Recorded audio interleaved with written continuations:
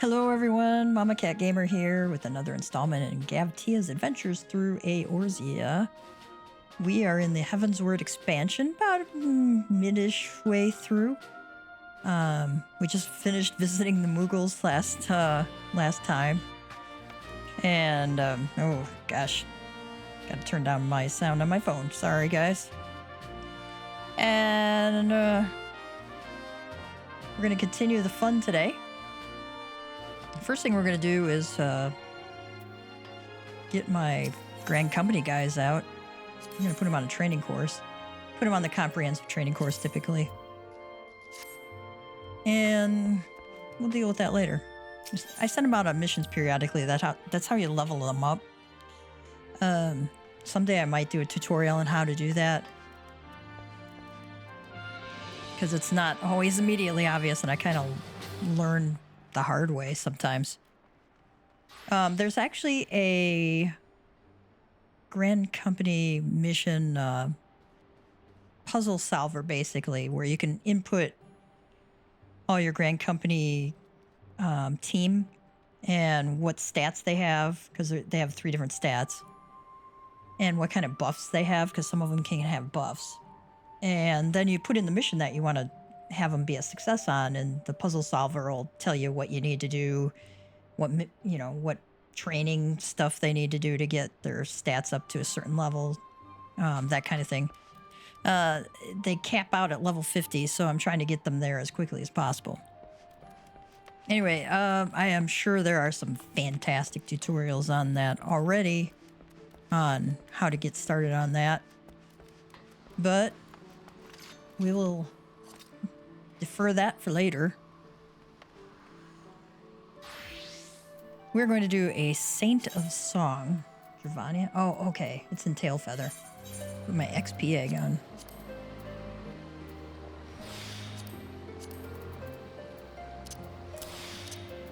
I got assorted fruit from a venture. The world is better off oblivious of the fell magics used to keep this basket of fruit eternally free of bruises and mold. It doesn't give you very many stats. People can consume them. They get 10 charges, but they're nice to put out in your home if you have a home. You can get an apartment, right, in-game, if you can't afford an in-game house or aren't able to get one, because they are so difficult to get right now, especially on certain. Now, if you're on the Dynamis servers, super easy to get a house because it's not nearly as populated. If you're on the Ether data center like I am, good luck. You're going to need it. All right. Sanson has a quest for us. He's holding out for Guidelou's return. Ah, it's you, Gav. If you were wondering about Guidelou, I'm afraid I've not seen him since he stormed out. He is a bit of a drama queen. But I have spoken with Master Silviel. As promised, he looked into the Curthan legend, the Saint of Song in the Heavens, and he came to share his findings. Apparently, the Heavens is a reference to a voice from the sky. It is most likely some form of natural phenomenon such as thunder and lightning.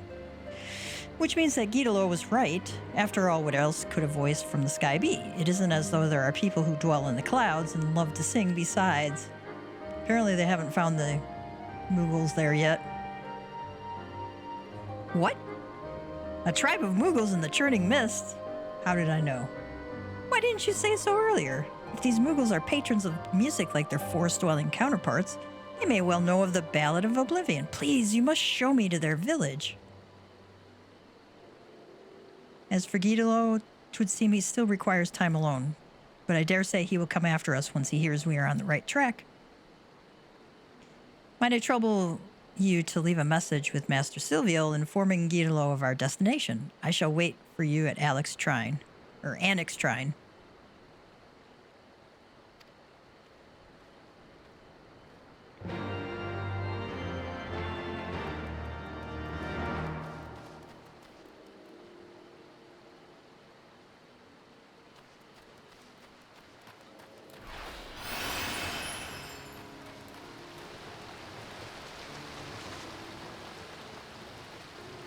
Oh, there's Guidolo. All we had to do was walk over this way. Gaff! Silviel says, "Ha! 'Twas but a matter of time before you found him, lest you wonder Guidolo has been watching you and Sanson from afar. Several times did he come to ask what I had been discussing with his friend." Guidolo just turns away. He doesn't want us to know what he's doing. Moogles at the summit of Some-All?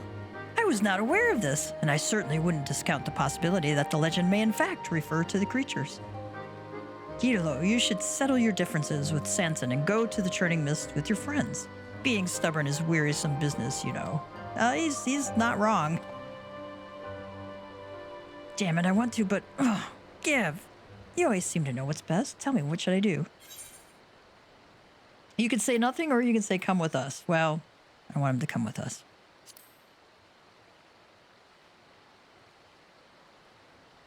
Oh, come on, Guidolo. He's shaking your head no. You reckon I should go as well, eh? Oh, I'll think on it.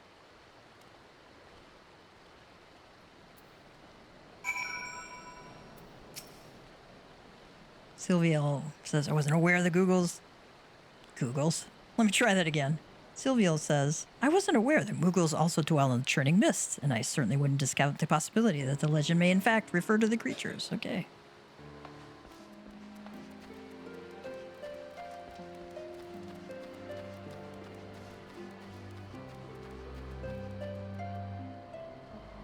Where'd he go? Okay.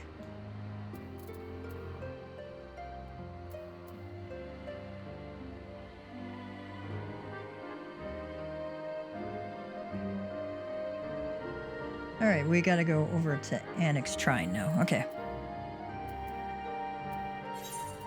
Let's just quick travel over that way.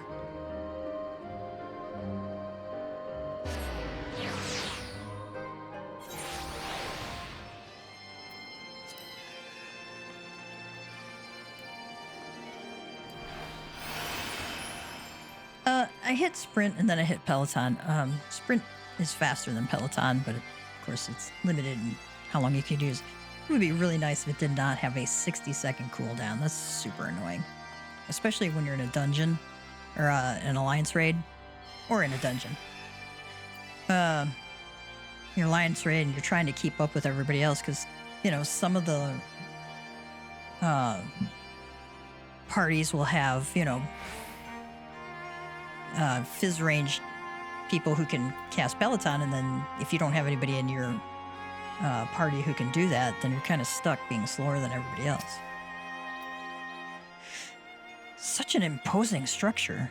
Were Guidolo here, he would doubtless be inspired to compose a song. From here on, I must rely upon you to lead the way. Let us ascend to the Churning Mists. All right, now we got to speak with him outside Mogholm, so let's just quick travel up there.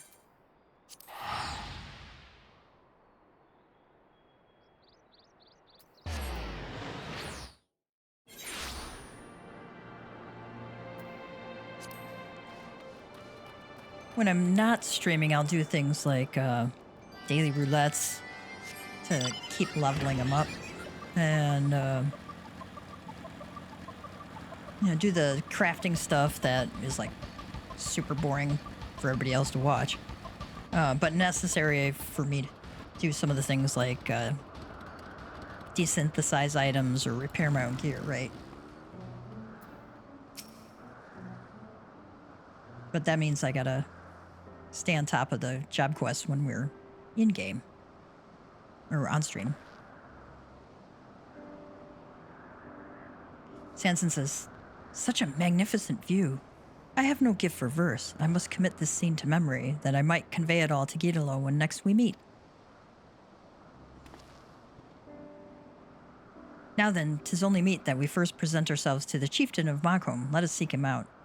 Check out this, this is the Airy. I don't know if you can see the purple stuff. That is really nicely done, right? The detailing is quite nice.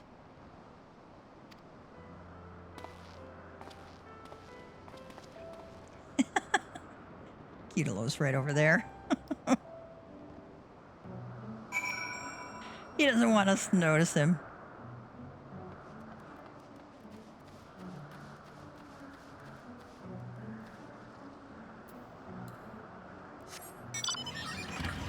I wonder if he's up top there.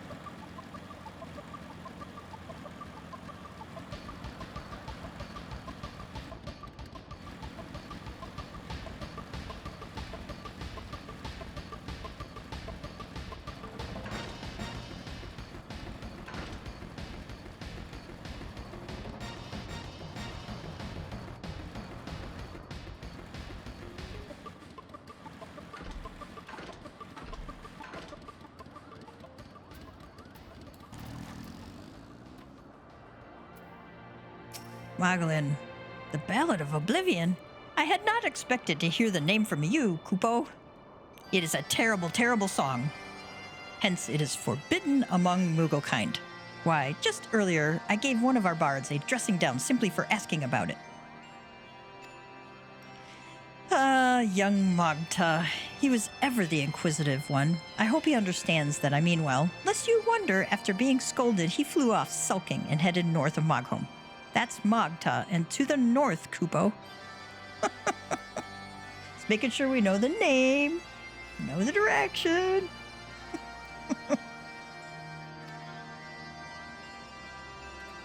Sanson says, Gav, would you mind meeting up with me outside the village? Wonder what he says. Anything else?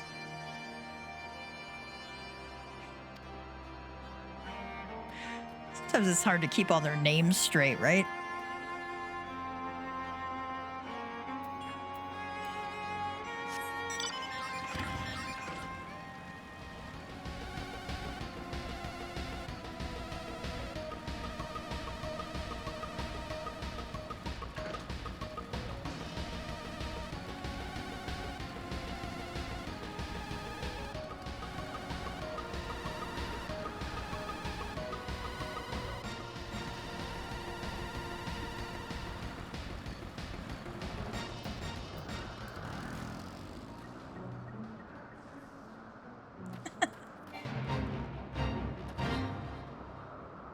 Speak with Sanson. I think this is the Moogle we need to talk to.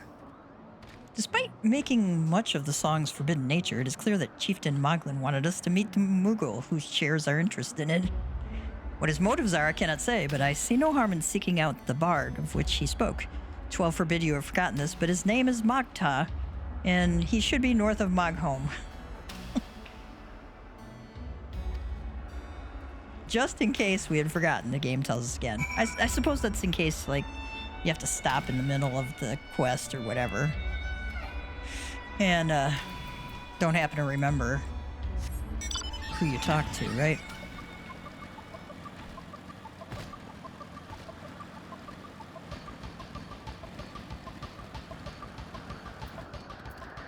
Okay, we got our fuzzy purple destination marker.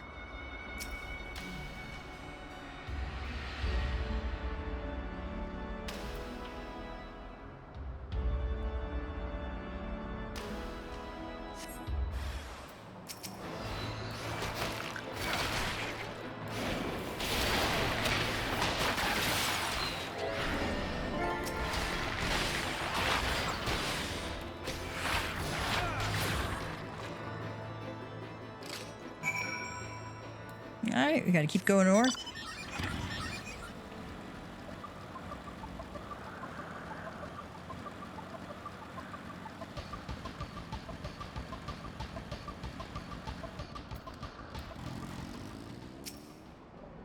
But wait, there's more.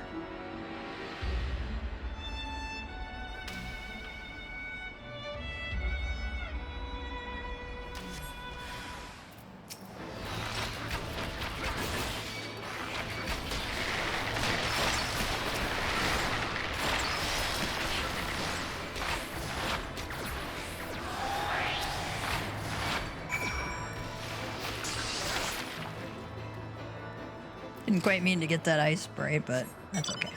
Or lightning spray in this case.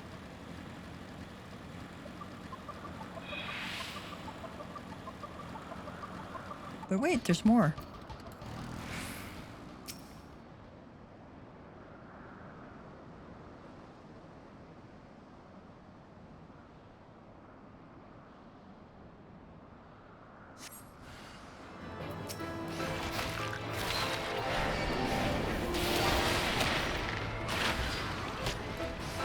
Ah, I forgot to get my chocobo out.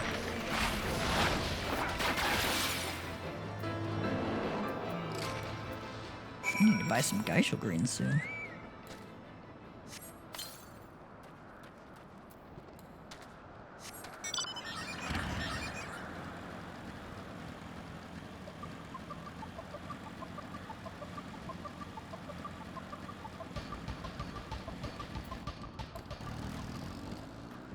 There's Sanson. Wonder what he has to say. No luck so far, he says.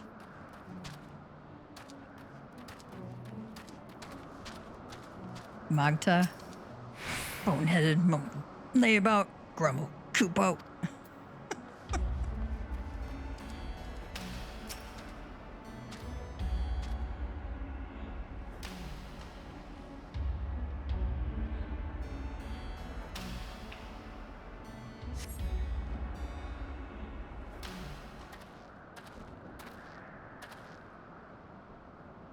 Can't seem to find the little creature, and I was so certain that the chieftain had intended for us to seek him out.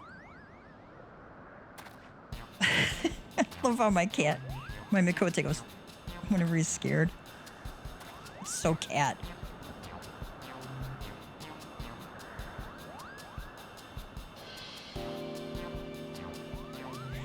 Kupopo, please don't eat me. I'm not nearly as sweet and succulent as I look.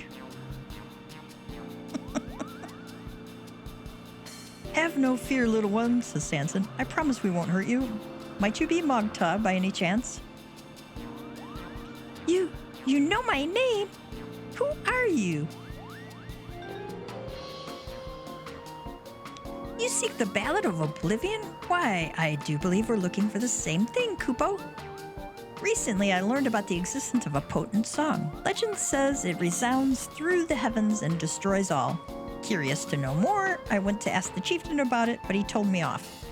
It's beyond a single moogle to seek, he said. I need friends with me whom I trust, otherwise it'd be far too dangerous. Unfortunately, I have no friends, Kupo. No friends. How many moogles have no friends? Sanson says, though we have only met, we share a common objective. Might we not seek the Ballad of Oblivion together as friends? You would search with me? Sure, why not? Oh, joy of joys, I have friends! It's the little things in life, you know. Let's return to Mogholm at once and have the chieftain tell us all about the song, Kupo.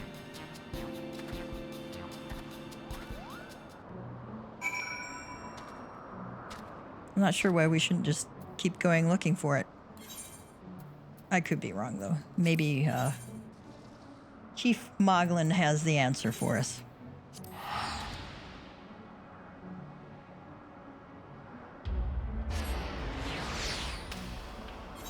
Excuse me.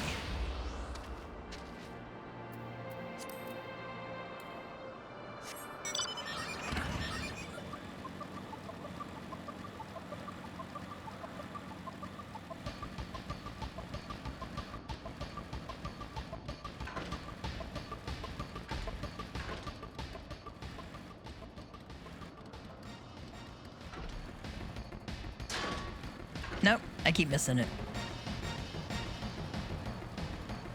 I have a feeling it's only accessible once you have flying enabled. That'll make it super easy for sure. Moghan, if your tummy's gloopy or your wings are droopy, I have a potion to fix that.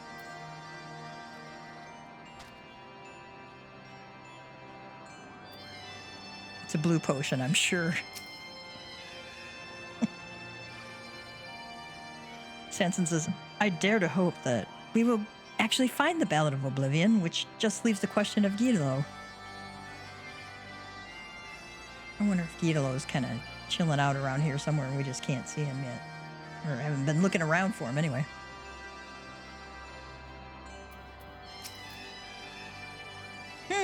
That your hearts beat as one in this endeavor is plain to see. You are fit to look for the Ballad of Oblivion. is what I would say, except you are still missing a little something, a small but vital piece. I can't quite put a paw on it, but your fellowship is incomplete without it, Kupo. Sanson says, Gidolo, he is our missing piece. I believe that he would come back, but it seems I was wrong.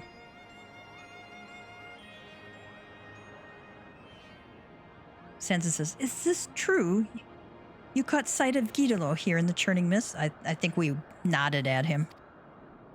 And now we're saying yes. Magta says, this Gidolo fellow, does he love music, Kupo? Sansa says, aye, that he does. Like you, he is a bard, and he loves music with all his heart. Magta says, then it's settled. Once Gidolo joins us, we'll embark upon our journey. Our band will be all the merrier for his company. If he's nearby, we're bound to find him, so please cheer up, Kupo. Magla says, until such time as your fellowship is whole, you may remain here as our guest, Kupo.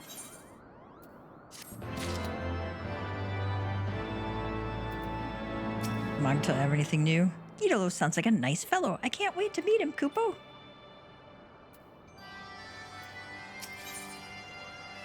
Sanson has given up hope of Gidolo returning. We get some goodies out of that. In spite of our best efforts, I'm afraid we weren't able to find Gidolo. If he had any intention to return, he would have done so by now. It seems plain we cannot depend upon him anymore. But with or without him, we must continue our mission.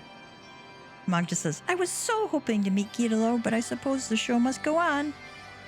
Now, the legend says that the Ballad of Oblivion can be found in the skies to the east. Is there another place like the Churning Mist in that direction, Kupo?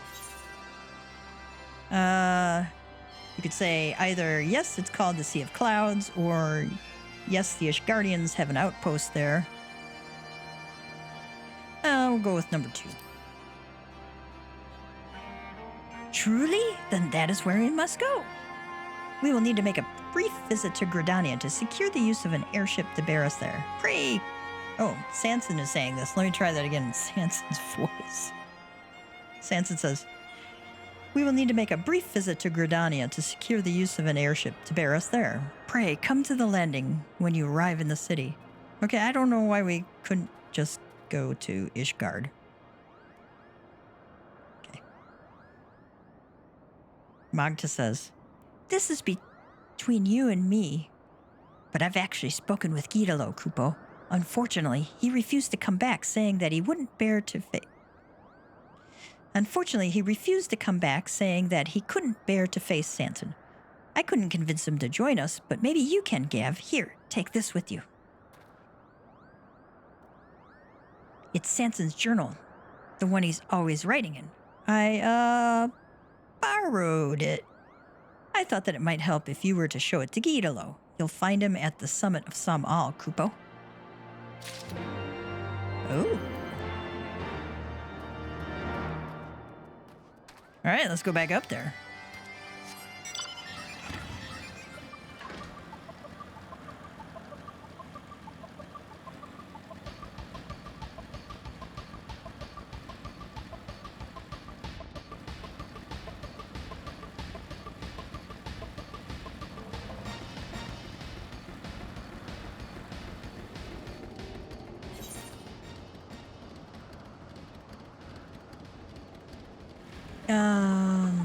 Let's go in the other way.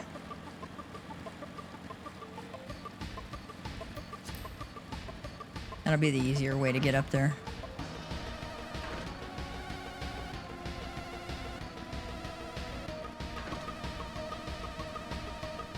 Mogto. Some of these names are hilarious. Mogmug.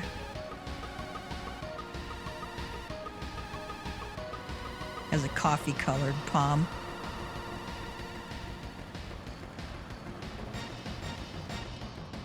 Oh, this is a nice view up here. That's kind of cool.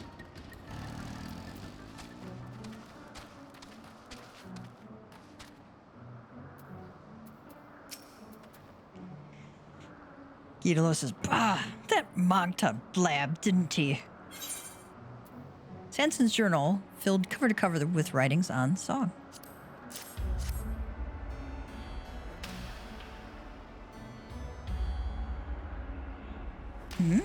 Sanson's journal, is it? It's nigh filled cover to cover with writings on song. Huh. To see this, you'd think him a bard. Sigh. I've done a lot of thinking since we last spoke.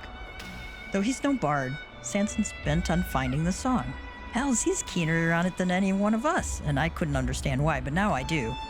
Sanson truly believes in song. It's as simple as that. But in the heat of the moment, I accused him of using song as a tool. That was ill done, and I'm ashamed of myself. I can't bear to be in Sanson's company.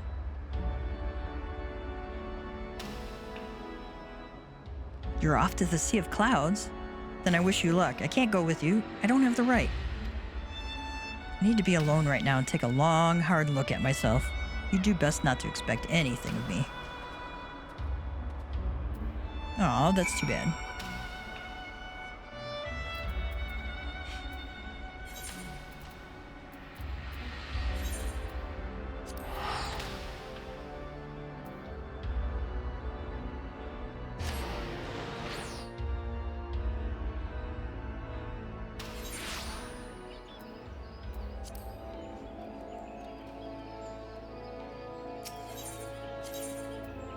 Go to the airship landing there.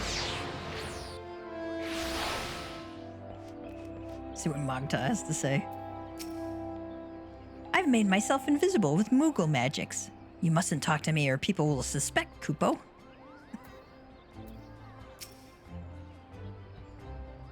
Sanson says, I'm pleased to say that I was able to secure the Order's cooperation. We have permission to take an airship to the Sea of Clouds. Magta says, oh, joy of joys. I'm so excited. I can hear music from the general direction of the airship. Let's not tarry. The Ballad of Oblivion awaits, Kupo. Let's travel there.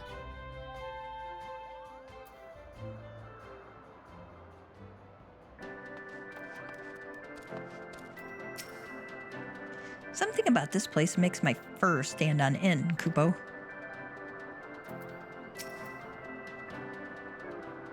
Sanson says, Magta senses that an eldritch power rests here and it fills him with dread.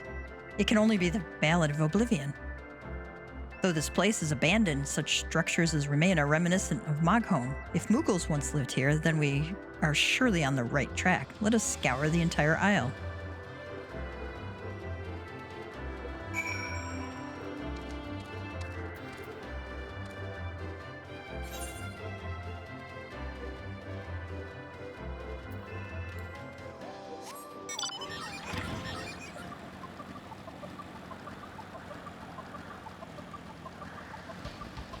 Let's give them a wide berth.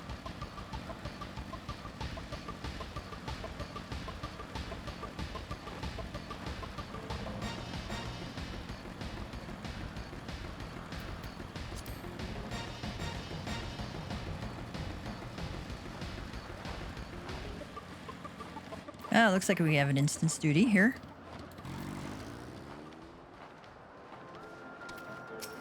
Magta says, something about this place makes my fur stand on it, Kubos. Okay, so here you go. Level sync to 60.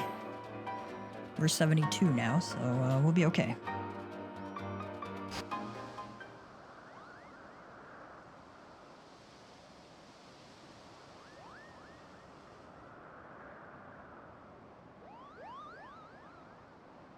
Sanson says, this stone, it calls to me.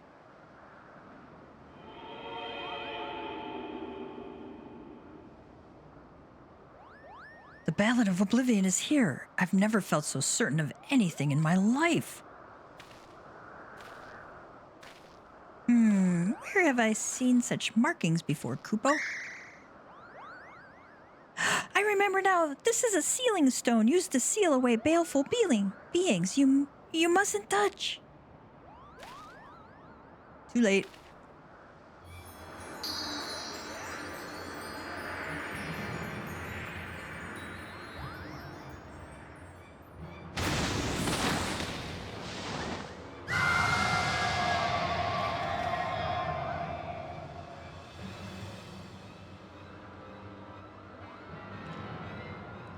Legea says, the long cold night is ended. Banished by the heart of a fool, your dreams are mine to see, and your heart is mine to rule. Ooh, she's a vampire. I sing a song of love, and such love I bear for you.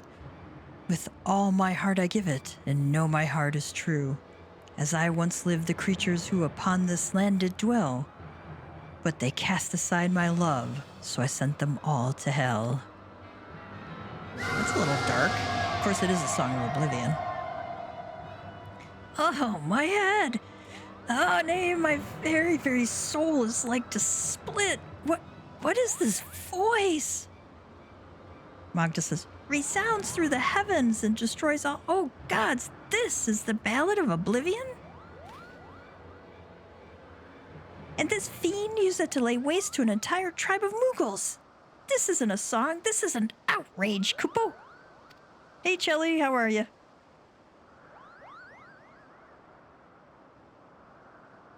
Sansa says, all this time, the thing I sought didn't even exist.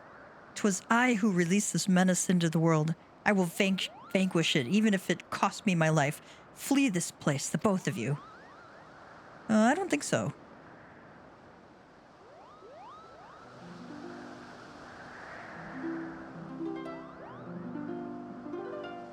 Who do you think you're trying to impress?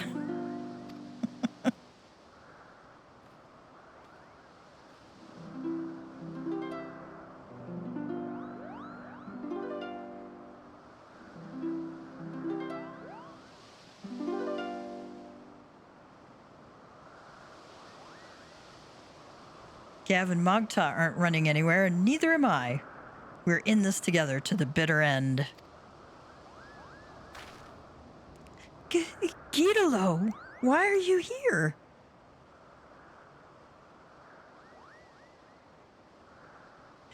I'm here because you know nothing, Sanson the Stiff. I can't well leave you to your own devices. Prick up your ears, because I'm not going to say this again. It's the fervent desire to aid our comrades that bestows our songs with power. And no songs have more power than those you compose yourself. If there's no Ballad of Oblivion to be had, we'll just have to create it.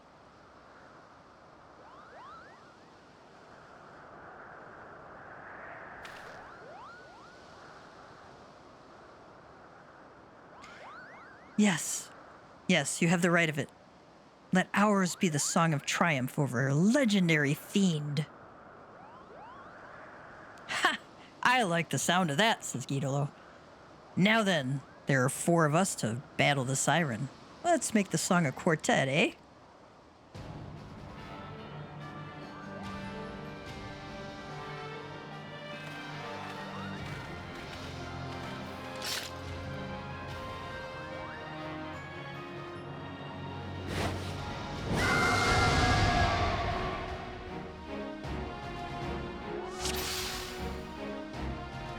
Hush now, my dearest, close your weary eyes, bask in the warmth of my tender lullaby. No, fiend, you're the one who will be sleeping. Call it a song, don't make me laugh. Why deny your feelings? Why keep your love for me? Give your heart to my song. I couldn't read that fast enough, guys. I've got a bad feeling about this. I'm gonna run where the NPCs run.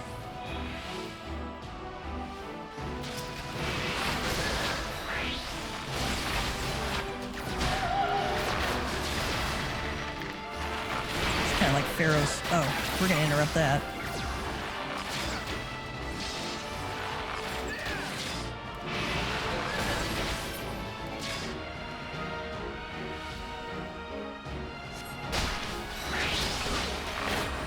Deathly Cadenza.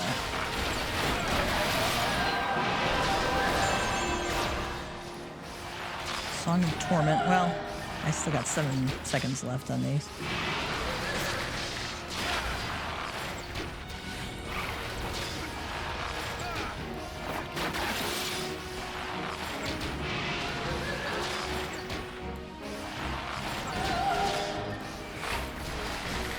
Interrupting one of those songs will certainly save you some trouble.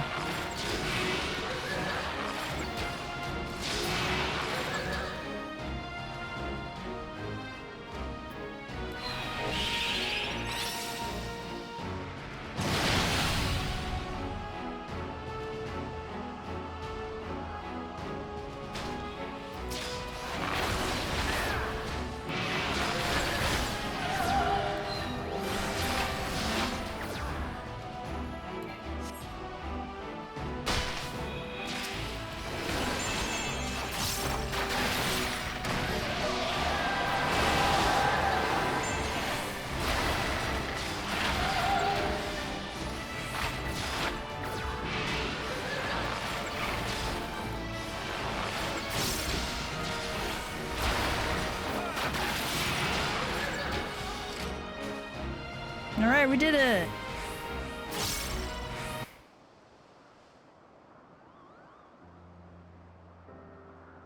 Magda says, whew!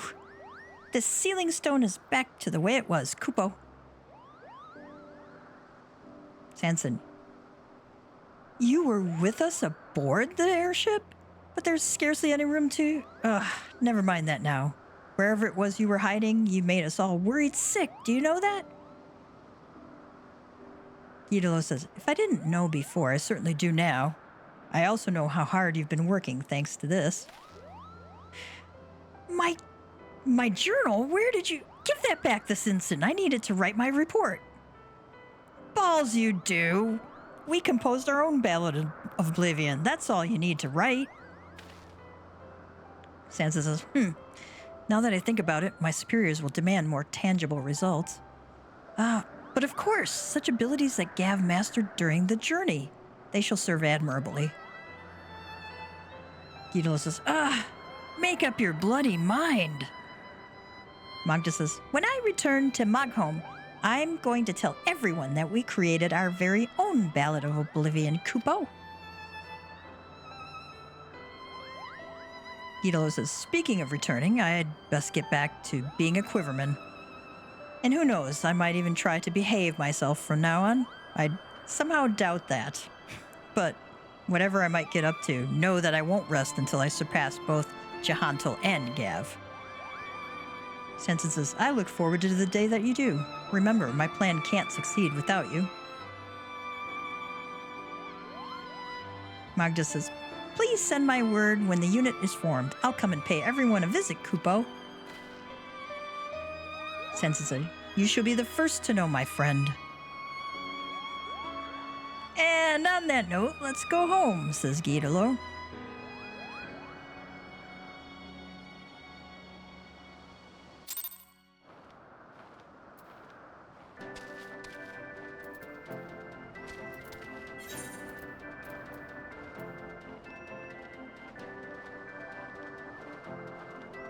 All right.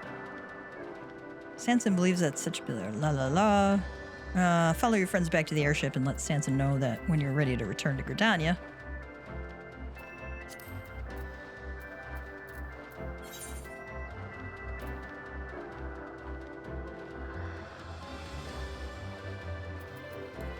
Oh my goodness. I didn't realize we're on our own little island here. That's why we needed the airship.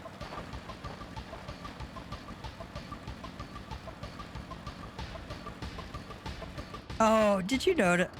I just saw it.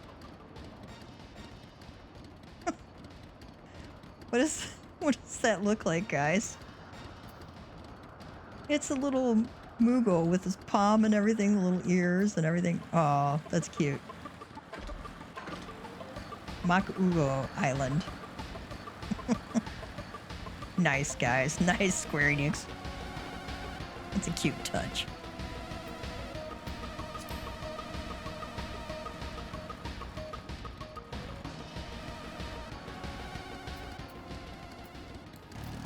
Do these two have anything else to say to us?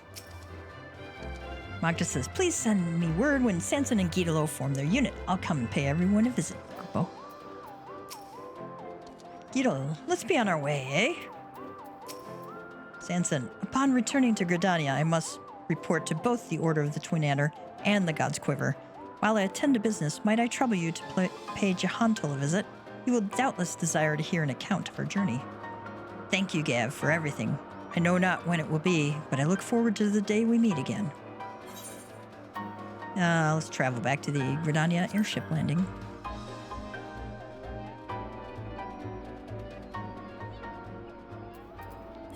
Alright, speak with Jahantel west of the quarry mill.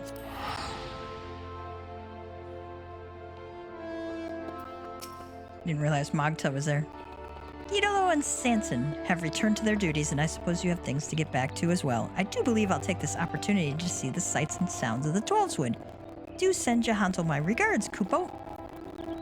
Alright, now we can go. I wanted to make sure he didn't have anything funny to say.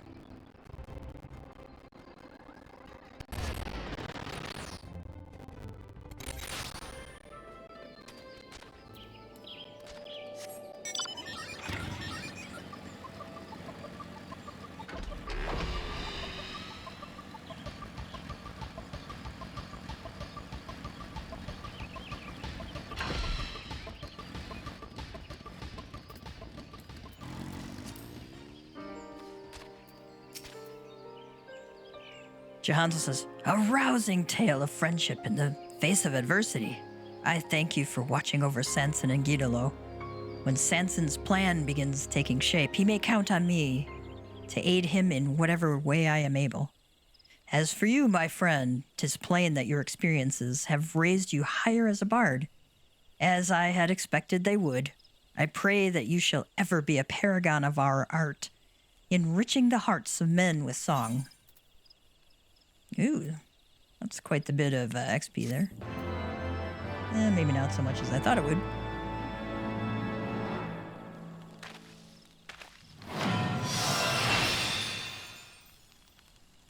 This concludes the Bard quest for Final Fantasy Heavensward. In order to undertake the next series of quests, you must first meet the following requirements. Complete the main center quest, The Far Edge of Fate, and when you've done so, the next Bard quest will be available from Johanzo, probably when we get into Stormblood. I'm glad to see your experiences have raised you higher as a bard. I pray that you shall ever be a paragon of our art, enriching the hearts of men. All right. Sidewinder's a nice skill. This delivers an attack with a potency of 320. It's got a 60-second cooldown, so it's fairly long. I don't have it on my main bar as a result. Because 60 seconds is, you know, a long time to have for something that needs an important space. All right, let's see what this Iodos.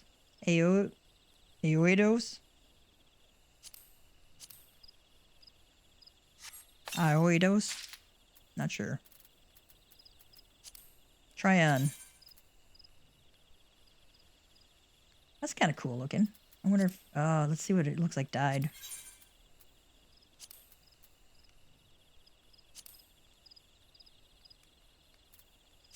Wonder what the other color would be.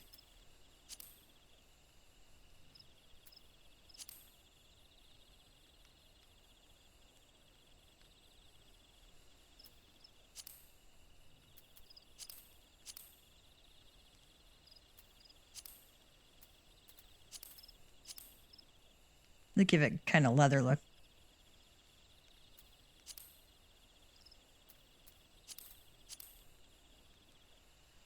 Kind of weird to have that rust-colored thing at the bottom. I don't know if that's a feather or what. That green would look good with it. Yeah, that's not too bad.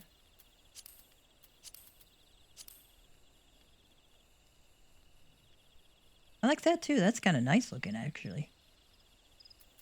Wonder what the blue looks like.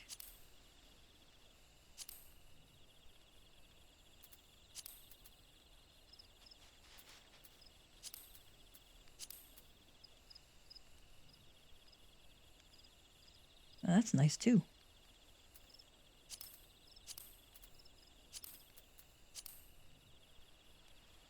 Yeah, I'll have to take a look at that. That is a nice set, actually. Sometimes they look really funky, you know. Kind of like those pants. Those are kind of cool looking. Got a little detailing along the side there. That's nice.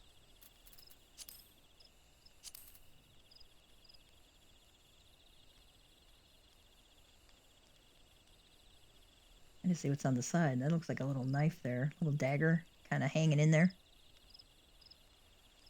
That's nice detailing on the boots, too.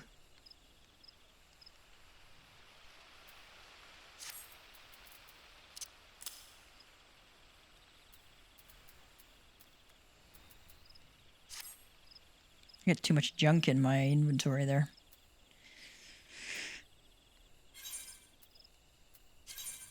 I want to... Let's see, Dragoon has nothing right now.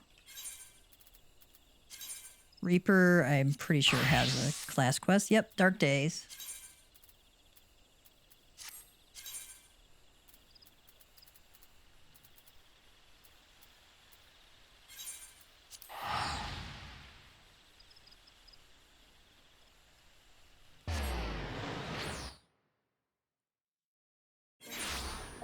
So you can see I've gotten him up to 76 already, because that's... I do, A lot of Reaper stuff.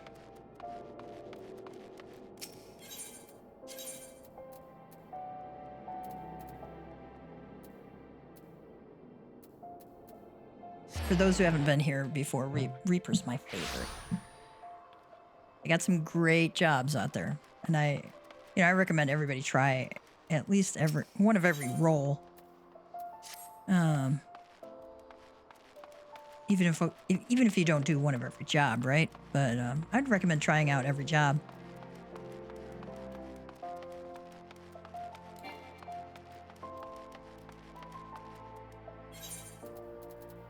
Some are definitely easier than others. Like Ninja is really hard on my hands because of the mudras, and they're a pain in the butt to remember. And it's not like you can macro job skills because everything is like a base 2.5 second cooldown. And the macros only let you do a thing in 1 second increments. So if you do a macro, which should take 7.5 seconds to complete, is 9 seconds. And that can really wreak havoc with your DPS. So, if it ain't Gav, you headed in? Yep. Let's go in.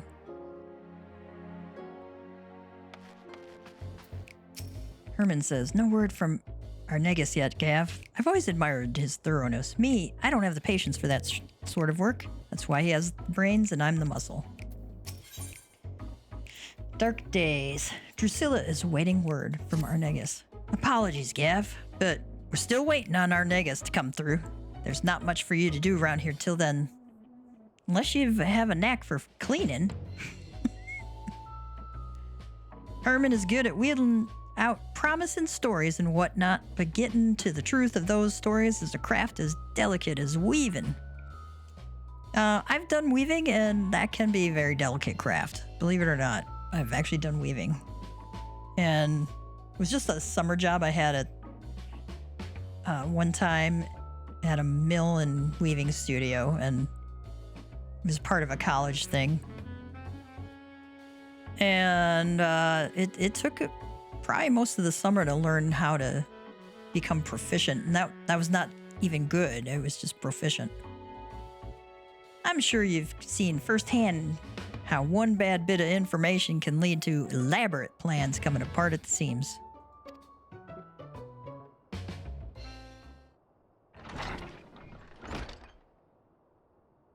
Loyal Lemire says, Boss! Calm down, lad. Breathe. What's gotten into you? It's Arnegus. He's been murdered. Aw, Herman. What? Tell me I heard you wrong. I'm afraid not. The brass blades found him half buried in the sands not bells ago. Just lying there like some bloody animal carcass. They're bringing him to Erlig's burial chamber as we speak.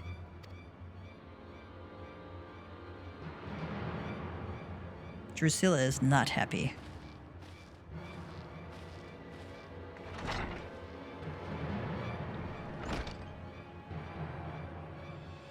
Whoever did this doesn't know the reckoning they've got coming.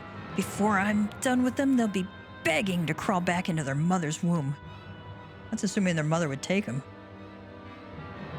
I want justice as much as you do, Herman. I do, but it's time like this we need to look to the boss for guidance.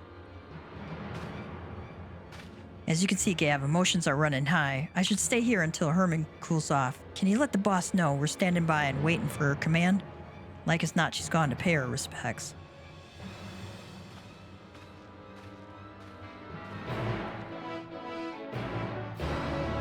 Oh, I liked Arnegus.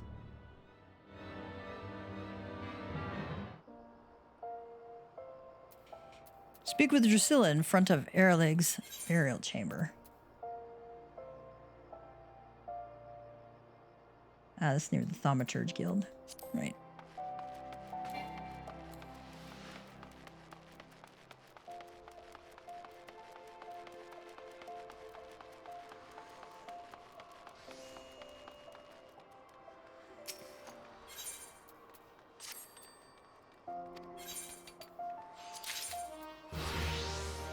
Bow of Owls? See if I can upgrade on any of his stuff.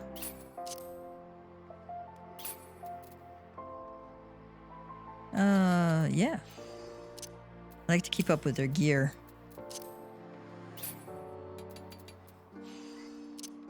Even though it looks god-awful. It's ugly. Some of this stuff is so ugly.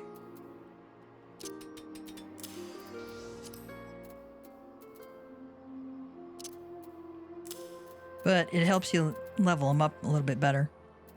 You'd be able to take on better quests.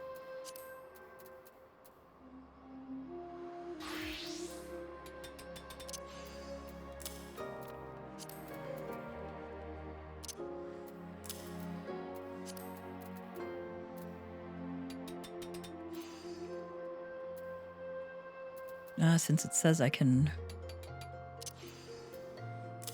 equip it, I will, because it's the item level that you have to worry about here, not the actual class it's on. It's weird with retainers. I don't get it, but whatever.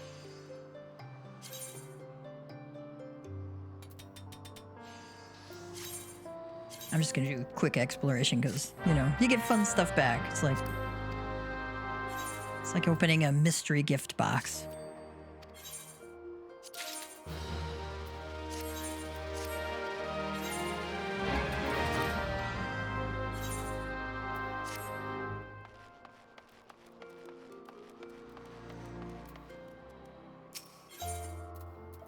So yeah, if you have retainers, they won't go any higher than what your highest level is in that particular job. So I'm working on my botanist, and I'm working on...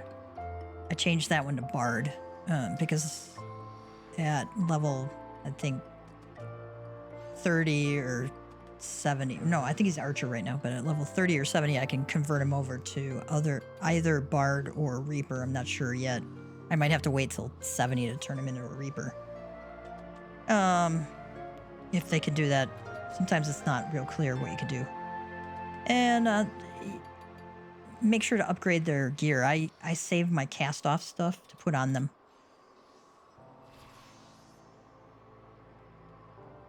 Because that'll get you back better stuff and let you go on a higher level hunting and gathering kind of quest. Gotta go to the Thaumaturge's Guild.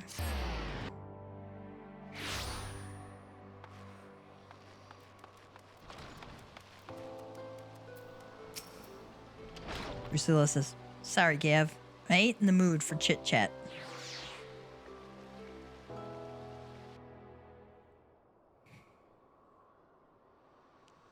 Where's the bloody keeper?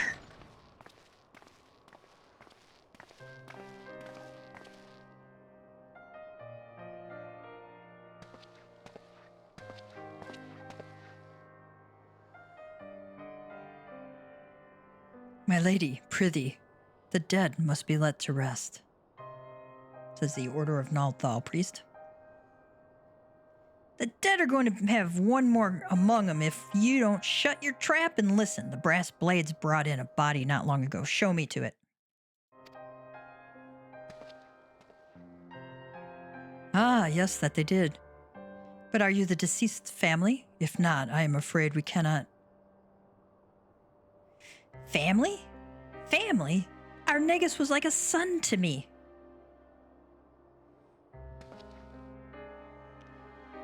Order of the Nidhogg priest says, like a son? Ordinarily that would be... He is interred in the innermost coffin.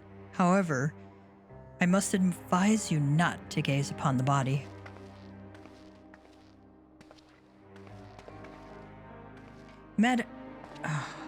If she insists, then so be it.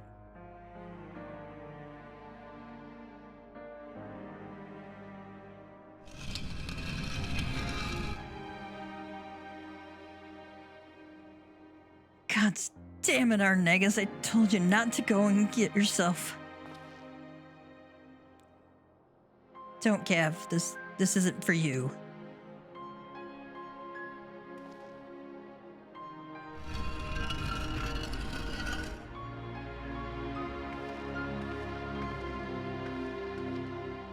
I'm sorry for barging in here and for all the bluster. If you can forgive my rudeness, promise me that our Negus gets sent off well and proper.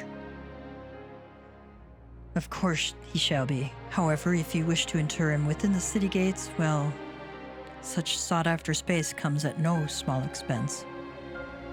I don't care what it costs. Just send your man to the Emir's headquarters to collect what you require.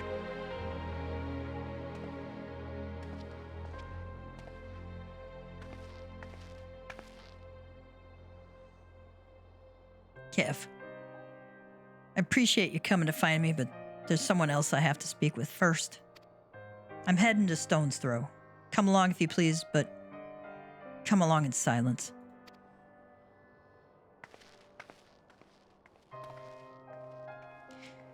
I think it was, yeah, it could be because she didn't want you to see the body and that it wasn't really him.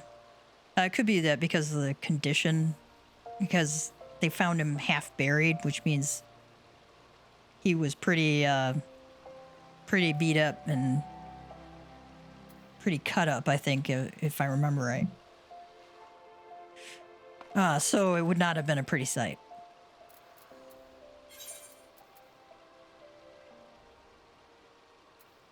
All right, Gate of Nald would be the easiest way to get out of here.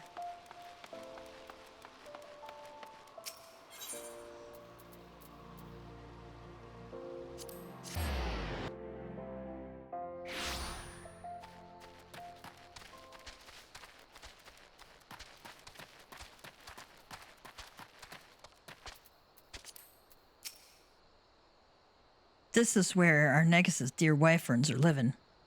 Best get this over with.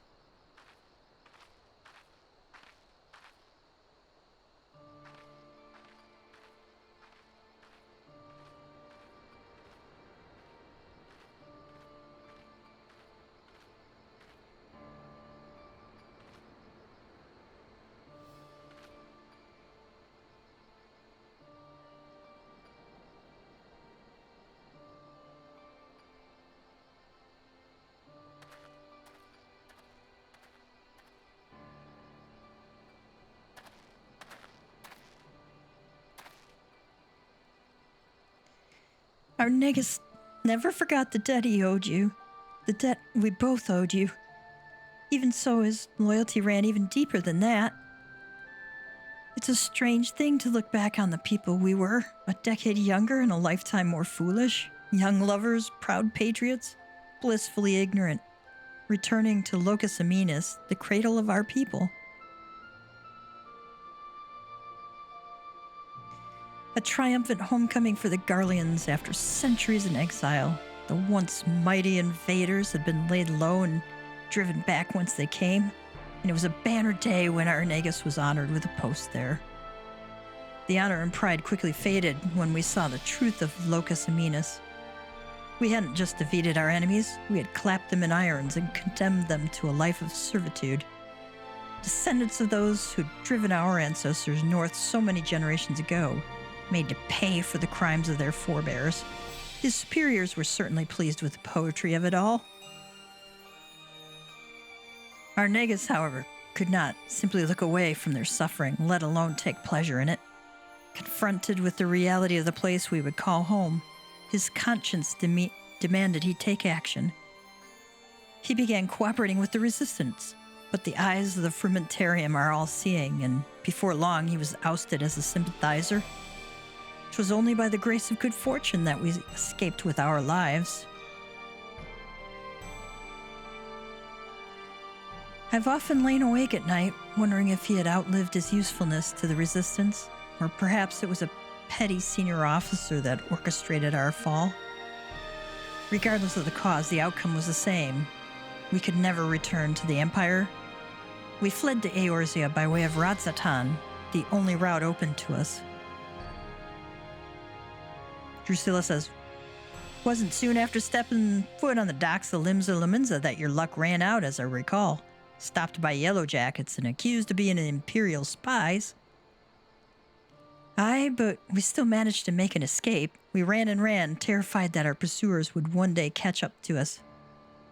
That is until we met you. Had you not taken us under your wing when you did, I shuddered to imagine our fate. Drusilla says, your gratitude's the last thing I deserve, lass. If I hadn't sent our Negus off on that damn fool's errand, he'd still be alive. It was Orcus that killed him, and no mistake. He died for my vengeance. I can't tell you how sorry I am. Wife says, no, you needn't apologize. I know. I know he was happy. So long as he was helping you, he was happy. The blame for his death doesn't rest on your shoulders. It rests on the man, the monster, that murdered him in cold blood, and I expect you to see he answers for this crime. For me and for our Negus.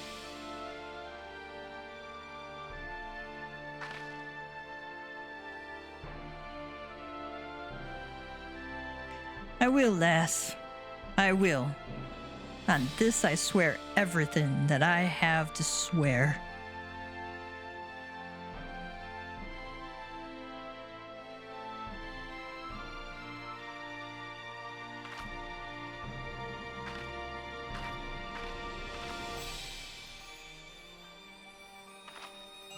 We need to talk, Gav. Somewhere with fewer prying eyes. Come meet me at the bridge to the north.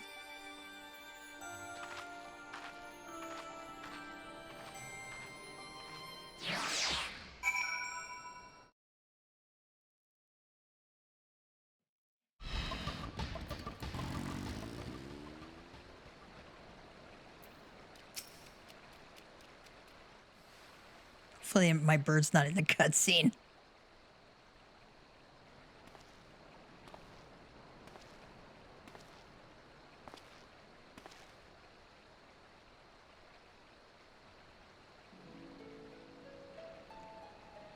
Drusilla says, I owe you an apology, Gav, for not telling you everything about me and Orcus from the start.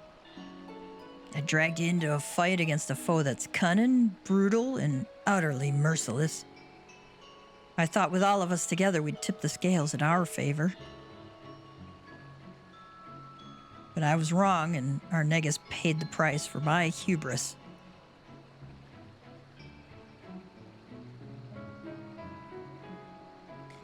That void scent we tracked in the Black Shroud was likely one of Orcus's minions, but I was too caught up in my grand scheme to realize it at the time.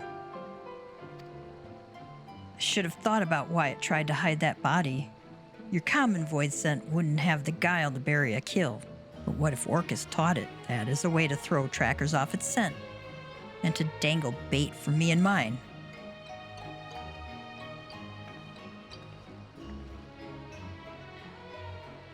Orcus has used that same trick in the past, and he knows that we know it too.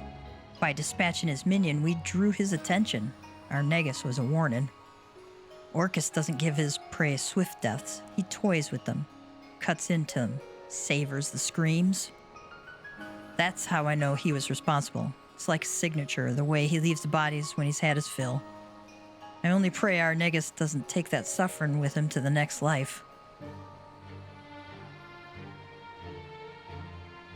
Orcus will be coming for you or me next. Not right away, though. That'd be giving up the game. He wants us to keep looking over our shoulders, sleeping with one eye open. He'll wear us down without even lifting a finger. And when he finally strikes, we'll be dead on our feet, playthings for him to do with as he wishes. That won't do. We need to bring the fight to him. No more waiting around for a lead to come to us. It won't be easy, but can I still count on your help? So we can say, for our Negus, or I've come this far, might as well go the rest of the way. Well, I think Gav would say for our Negus.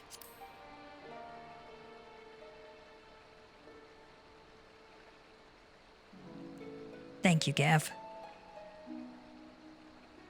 And if you got no qualm risking life and limb to fight for our Negus, to fight for me, then I've got no qualm calling you a member of my family.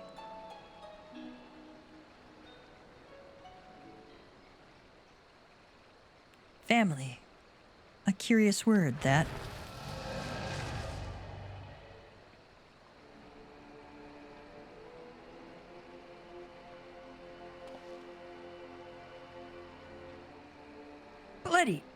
It's him, Gav, Orcus. Some persistent rats were nibbling at my tail. I should have known by their stench it was you and yours, Drusilla. Or should I call you granddaughter? Shut your mouth, you thrice-damned monster. Monster, is that any way to greet a beloved elder? Children these days. It seems one death wasn't punishment enough for you. A second should suffice for the scant remainder of your being.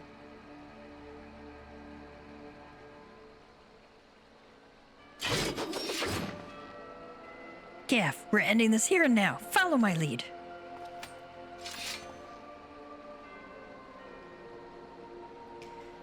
I thought we might savor our reunion for a while longer, but if you insist, I shall feast upon your beating heart here and now. Die, says Drusilla.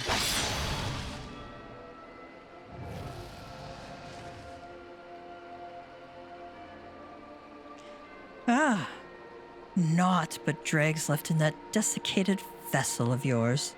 Too long as the hide been left in the sun. But your family has been replenished with fresh blood, I see. My, and what a bounteous soul this one has. Your scythe may be dull, but your eye is as sharp as ever. Blinding as the sun, pure as the snow. Delectable as a boar slathered in grease. Oh, that's gross. Oh. Oh my gosh. I had thought to make a quick meal of you, but perhaps just this once. Forbearance is in order. Such a singular specimen must be given time to fatten, to fulfill its succulent potential. 'Twould be a travesty to consume you ere you achieve perfection. When your soul is ripe with fear, swollen with hatred, and fit to burst with despair, I shall return for you, Gav, and I shall gorge.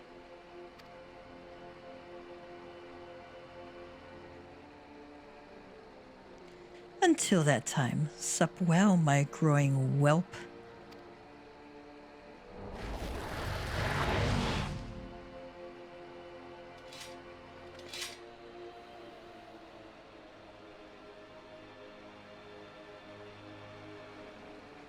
Drusilla, you got some splaining to do here.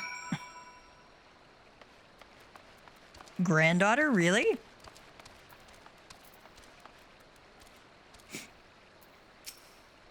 Curse these old bones. He was right in front of me. I could have ended it in one swing. For a moment, just one moment, I saw it all again. My family slaughtered, lying at his feet. My life slipping away, and that was enough. Doubtless you have more than a few questions. I'll answer them, I promise, but now's not the time, trust me. Standing around kicking the sand won't change what's done. Let's return to headquarters and let the wind cool our heads. Then we can consider our next course of action.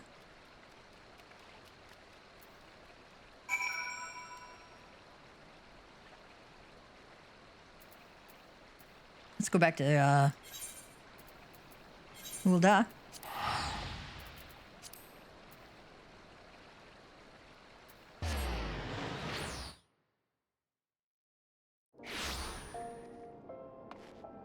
Grandpa's really creepy. That's all I gotta say about Grandpa. Grandpa Orcus.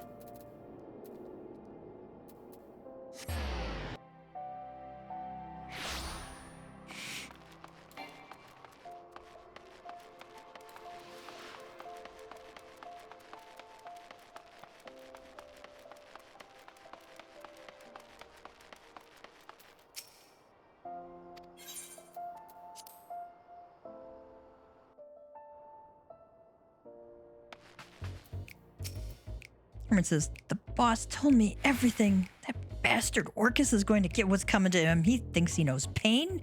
Well, he hasn't met me. I like Herman. She's got spunk. Drusilla says, it was my own fault. If I hadn't stood there slack-jawed, if I wasn't so damn slow, we'd be rid of that abomination once and for all. What you saw used to be my grandfather before Orcus took over. He looks green enough to be my own grandchild now. Trick of the void like it's not. It's no secret that a void scent doesn't want to devour you. It probably wants to take possession of your flesh. But Orcus has a particular talent for it. And as you doubtless surmised, he's got an insatiable craving for ether. Killing is only a prelude to the act of gulping down your essence like a draught of ale after a day's work. He's old. I can't say exactly how old. And he's acquired a taste for the finer things.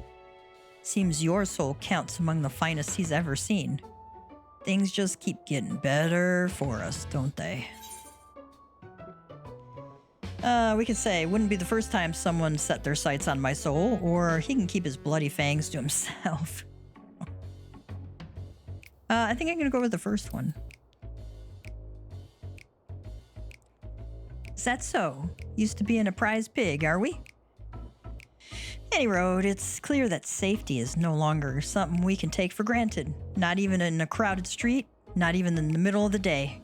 Keep your eyes peeled and watch out for those terrible red eyes. We're sitting chocobos for the moment, but I'll think of something and send for you as soon as I can. Until then, never sleep far from your scythe.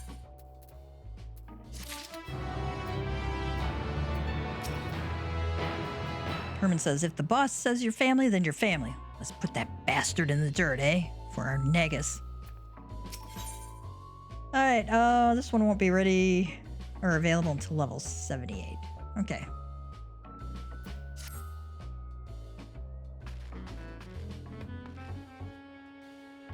And let's go back to the worm's lair.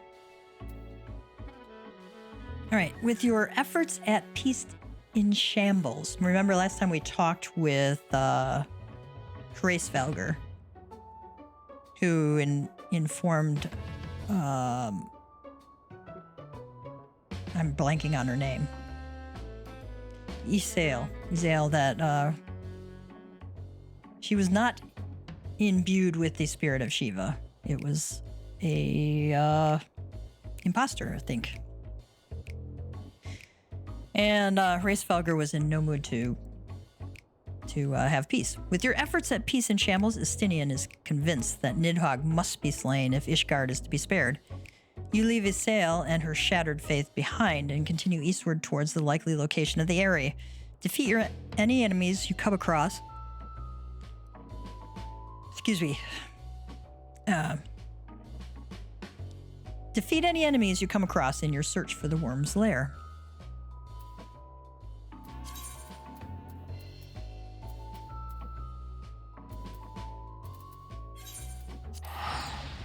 Fly back to Zenith.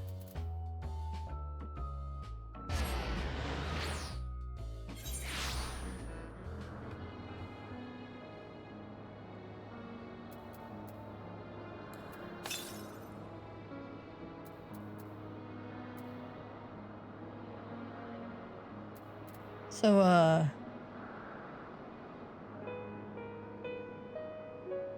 over 1,000 yalms to the northeast is the next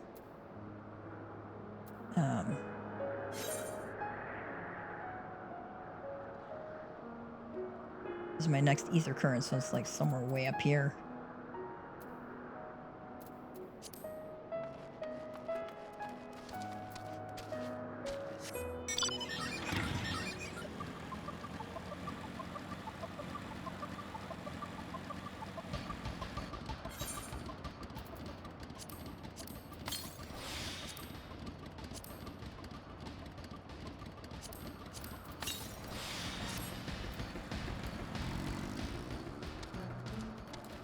I see we got buddies.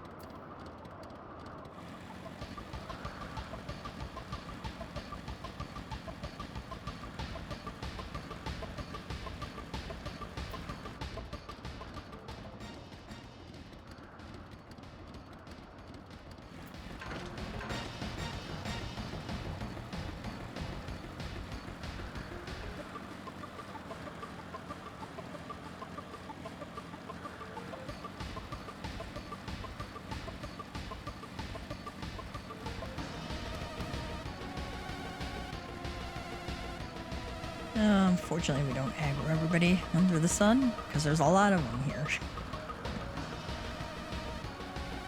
Imagine seeing dragons in Dravania.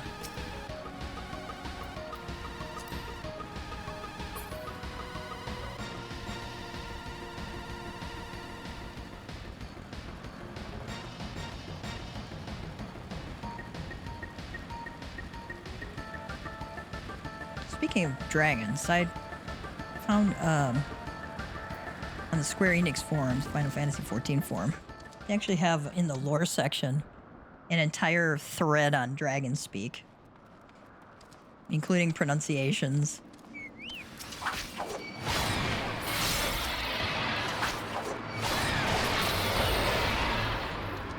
Somebody took a lot of time to put that together.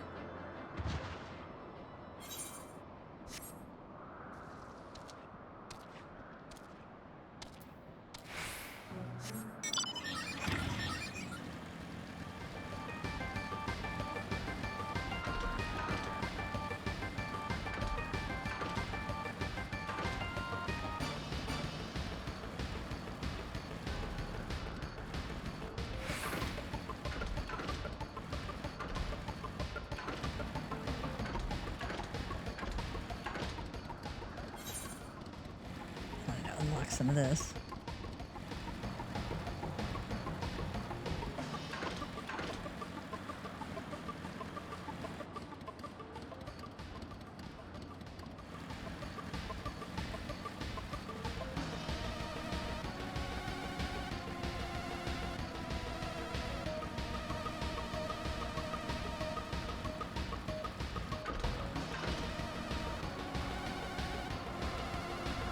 I wonder if that's an area I can't unlock yet, or what the deal is on there.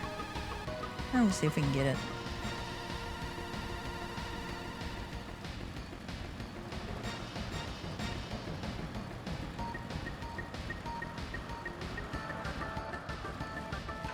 Ah.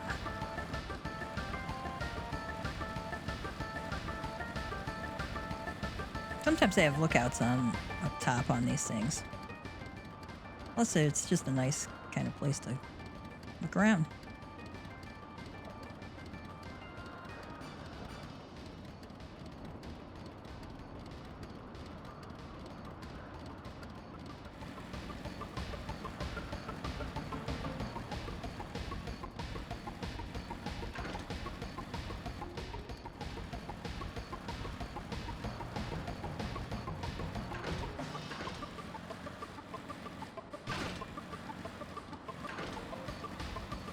Let's continue on our way. Taking those little detours.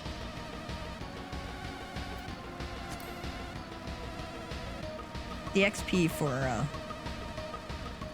unlocking areas is kind of nice.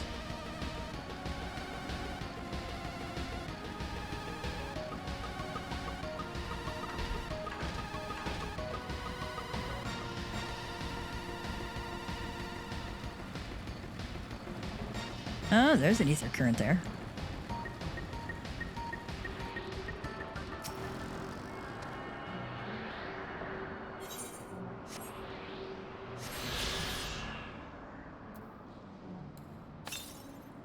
All right, we got all of the ether currents unlocked for this region. Okay.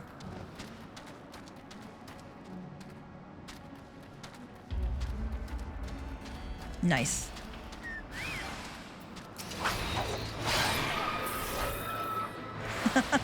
One-shot kill. I didn't pay attention to the guy coming up behind me. That was dumb.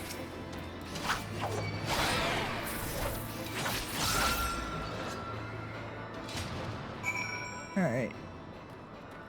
Speak with Estinien. All right, let's go on up that way.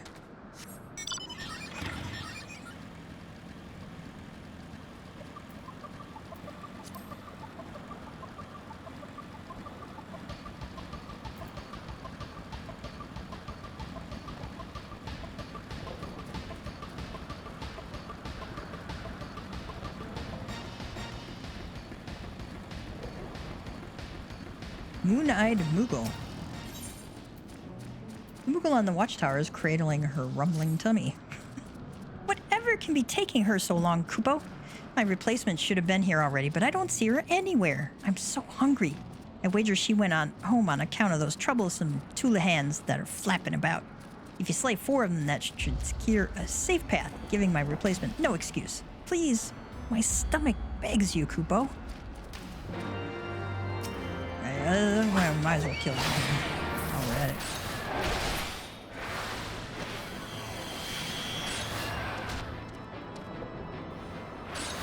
Oh, that's attached.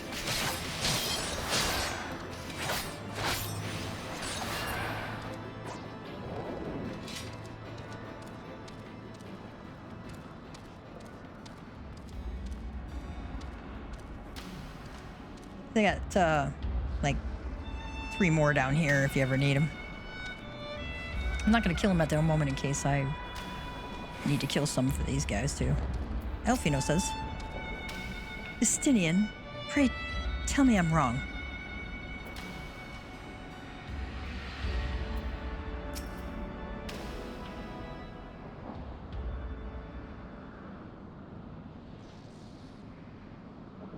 Is that it?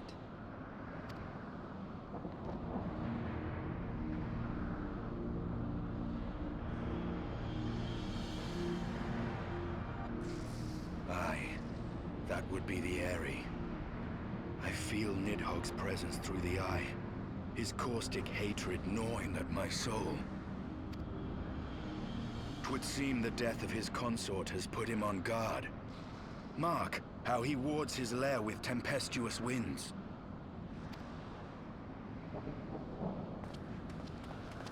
A similar barrier once barred our entrance to the primal Garuda's domain, until we discovered the means by which it could be penetrated.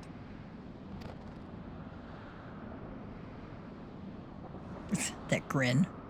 Mayhap it is time we called upon Master Garland. It will be just like the good old days, no?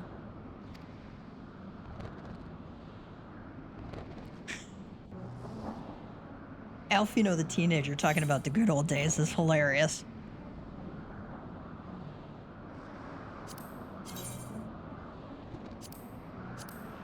Okay, that one's better looking.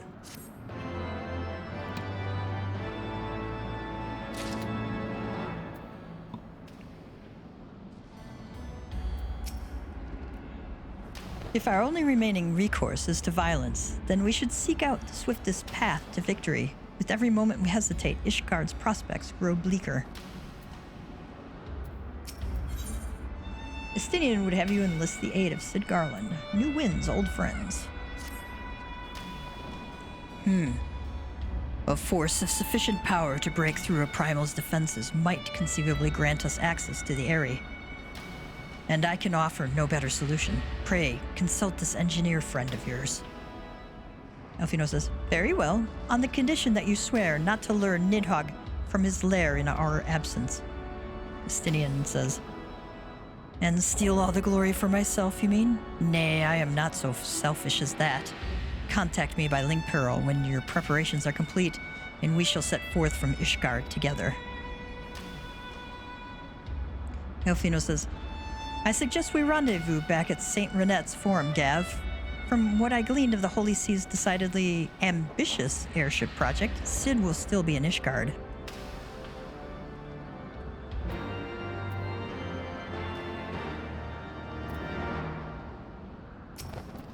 Estinien says, go. Meet with your engineer friend. I shall remain here and keep vigil over the wyrm.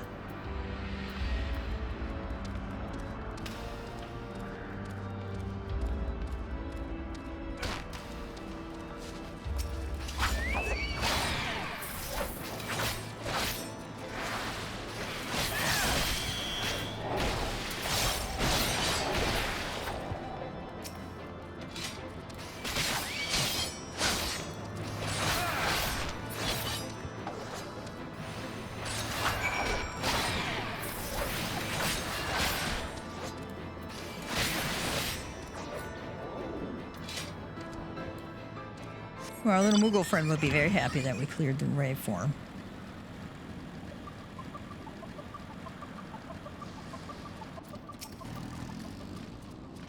Thank Thank you. Now that the Tulahans are out of the way, it's only a matter of time before my replacement gets here. I'm about to pass out from hunger, so I think I'll go ahead.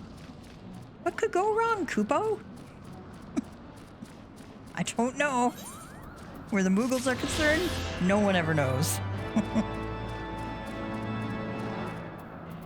Alright, speak with Alphinaud at St. Renette's Forum.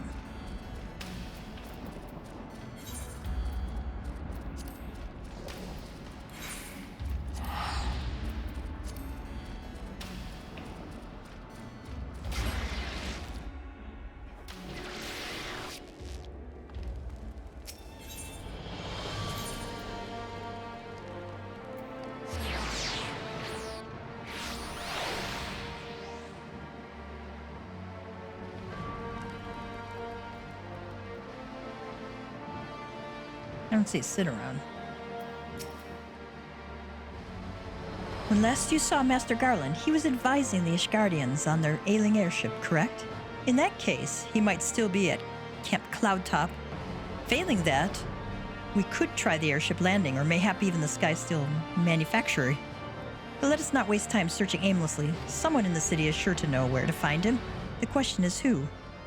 Sir Emmerich would seem the obvious choice, but there is no guaranteeing he will be able to grant us an audience at short notice. Ah, I have it. Count Edmont's youngest son prides himself on knowing all of the holiest sea's juiciest rumors. Let us return to the manor and see if Lord Amanelaine is about.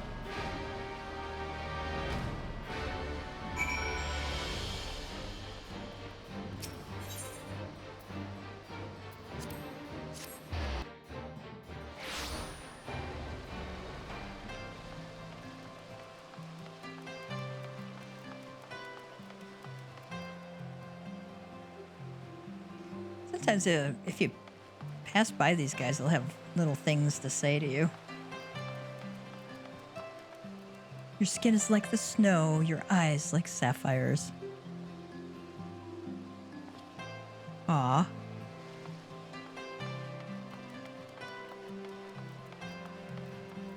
Oop, we need to talk to the dude first.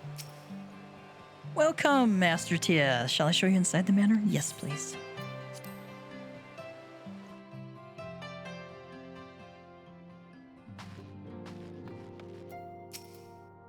Stewards also have the juiciest gossip. Oh, you are still here, Master Tia? No, actually, we've came and went. Alphinaud says, we are fortunate to find Lord Amanelaine at home.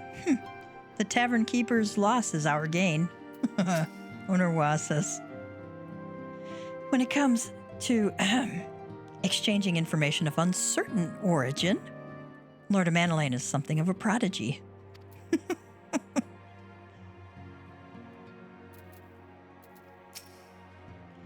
Ah, the hero returns. How goes the fight, old boy? Well, I trust, In search of a Sid Garland, you say? Then say no more. The taverns are full of talk, and the name of said silver-haired genius has cropped up more often than most. I hear he's been tasked with getting that monstrous airship the Holy See commissioned to actually fly. 'Twould seem the project has been plagued with mishaps from the first. In any case, Garland Ironworks employees are known to frequent the airship landing, and I'll wager your master does too. Alphinaud says, the airship landing? Yes, I thought as much. Come, Gav. We must find Sid and trouble him for his expert opinion. Does that Amanelaine have anything else? If you do find Master Garland at the airship landing, I trust you won't forget who told you where to look. Credit where credit's due and all that. He's such a... He's such a pretty snobby boy. I don't know. He's not a pretty boy.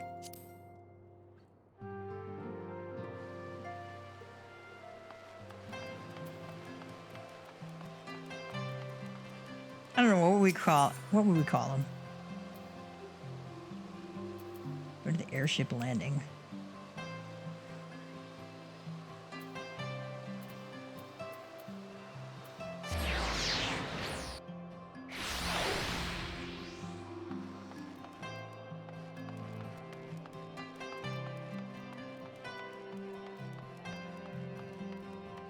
Oh, here's Biggs and Wedge.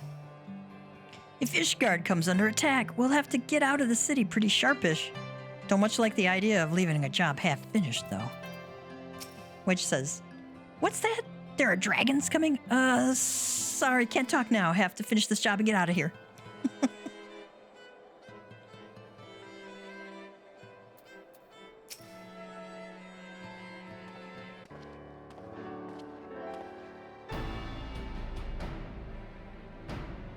"Yeah, Alphinaud," says Sid. "How fare you both?" "Not terribly well, judging by your faces." Alphinaud says, "Greetings, Master Garland. I am sure it will come as little surprise when I tell you that we have need of a favor."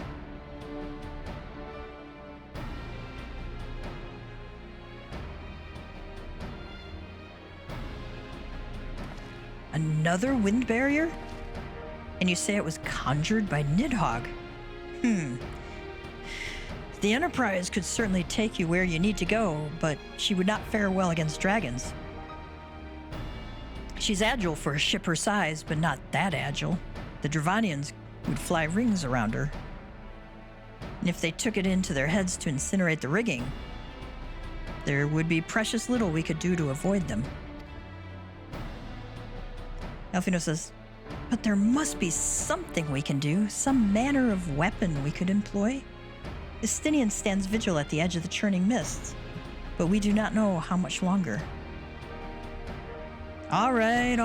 I didn't say it was impossible. I said it was impossible for the Enterprise. We need a smaller boat.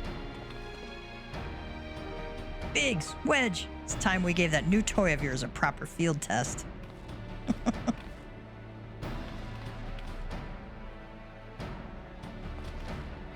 "It's probably best if I let the lads show you. Come on, the manufactory's not far."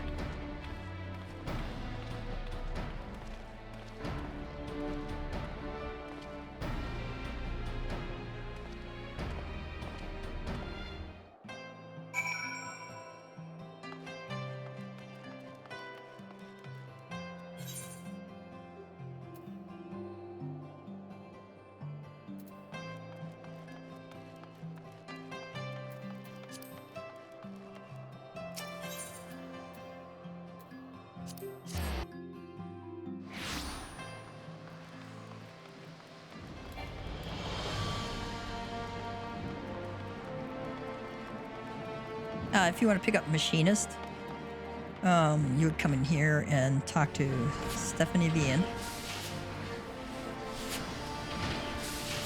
Or it might be Stephanie Vian.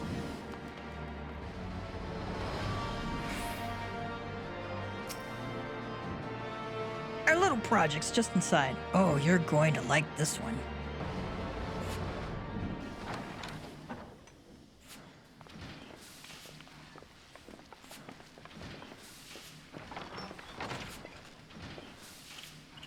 His eyes widen. Feast your eyes upon our latest and greatest feat of engineering. We call it a mana cutter.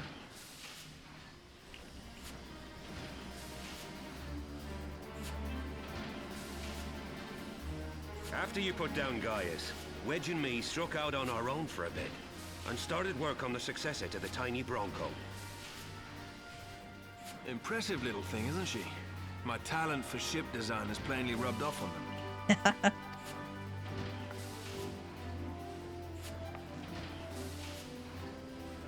They've adapted the principles of corrupted crystal technology and constructed a mechanism which converts ether from its surroundings into elemental wind. Said wind is then harnessed by the specially engineered sails, providing the craft with propulsion and lift. All in all, a most elegant solution. I'm actually a little upset that I didn't think of it myself. The design does, however, come with one small flaw. The energy conversion ratio's bloody awful. To generate enough power to get you off the ground, you need to be in an area awash with predominantly wind-aspected ether. In other words, there are a few places you can fly, lots of places you can't. The new Ishgardian airship hasn't left the boys much time for tinkering, meaning it may be a while before this particular project takes off. If you'll forgive the pun.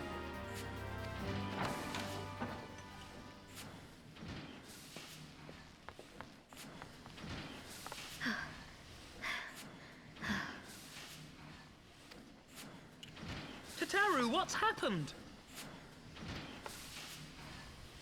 I've been looking all over for you. There's been word from Ulda.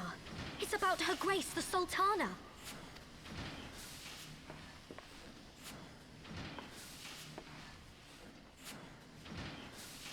It seems you're required elsewhere. Leave the MamaCatGamer with us. We'll see that she's airworthy and suitably equipped to slice through those winds.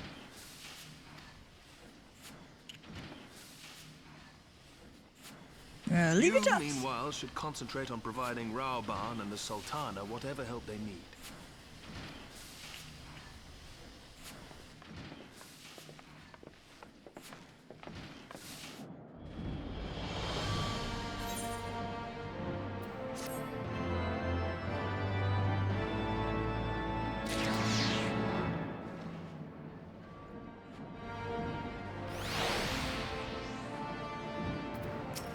Alphinaud says, I am as intrigued as you, Gav. Shall we hear what news Tataru has brought us? Yeah. Tataru has news for you from Ulda. General Raoban says they may have uncovered the Sultana's whereabouts, and he wants you, by which I mean both of you, to go to the Waking Sands right away and help with the investigation. Come, Gav. Pressing through Ishgard's plight may be... Let's try that again. Come, Gav. Pressing though Ishgard's plight may be, our presence here will not serve to hasten the MamaCatGamer's completion. Let us return to the troubled lands of Thanalan and lend what aid we may.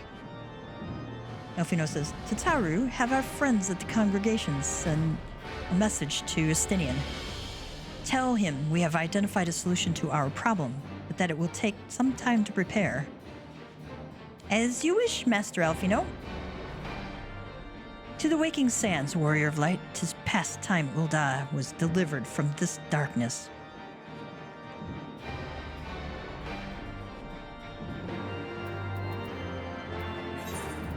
All right, Waking Sands. Let me take one of our many Vesper Bay tickets.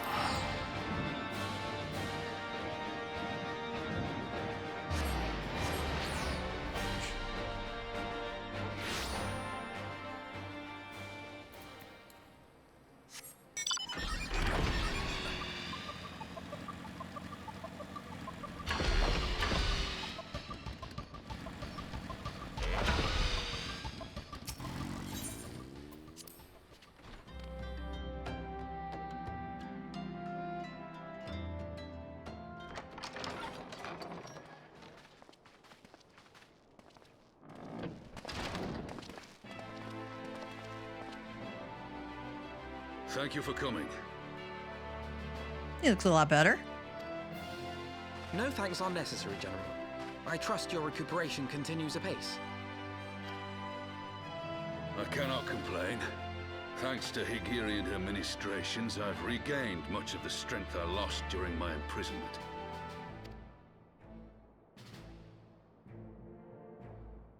I gather you have made progress in the search for Her Grace. Aye, some good fortune at last. A few days past, Dulala informed us that a sizable shipment of alchemical supplies had been delivered to the palace.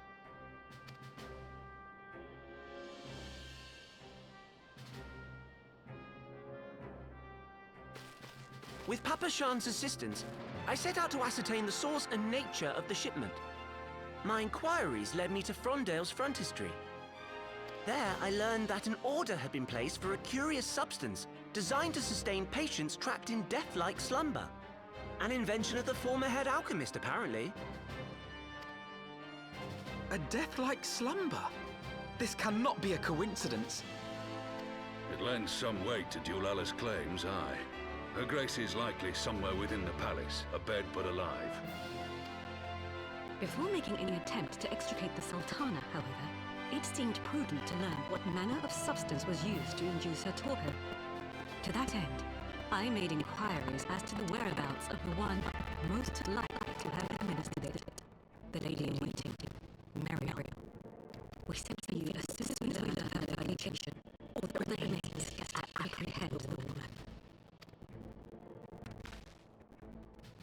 We shall find our cat's paw in the Silver Bazaar.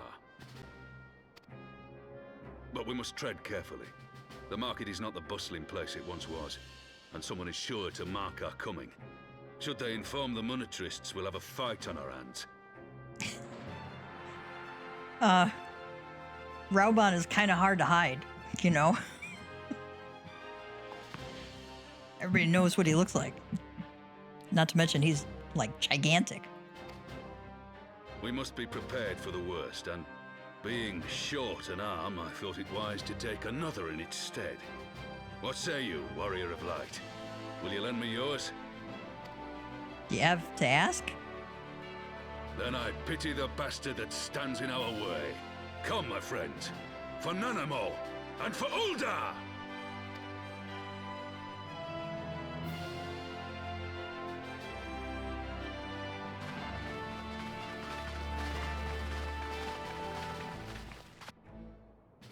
That nice shot of that fierce face at the end there. That was a nice touch.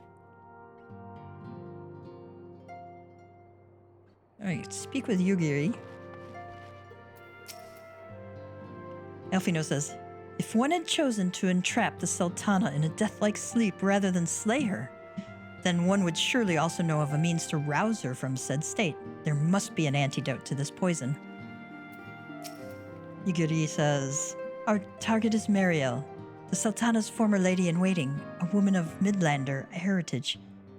I am told the two of you have met. Our sources indicate that she left the palace shortly after the incident and quietly rejoined the dwindling population of the Silver Bazaar. I suggest we begin by questioning the market's residents and confirm that Mariel is still in hiding there.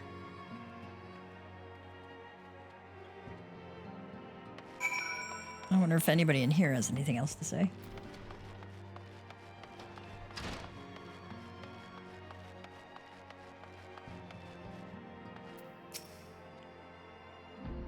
Oh, okay. He's, nothing new from him.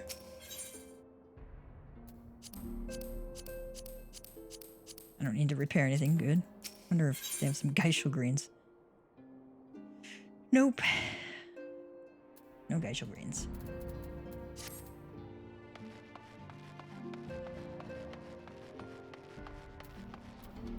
Question the bazaar's residence.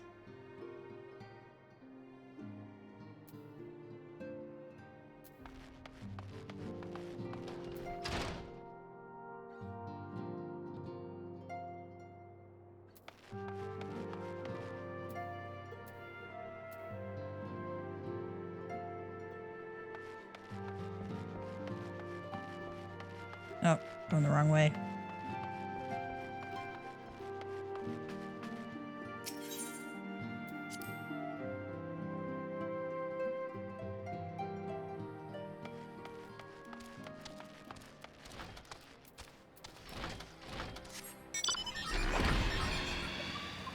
Let's go over to that little ferry over there real quick.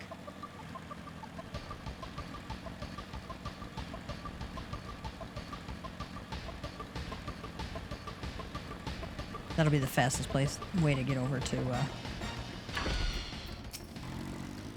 Silver Bazaar.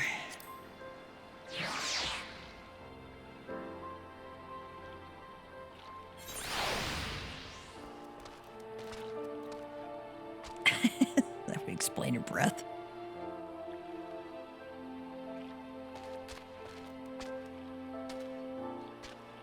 I was wondering if he had anything to say.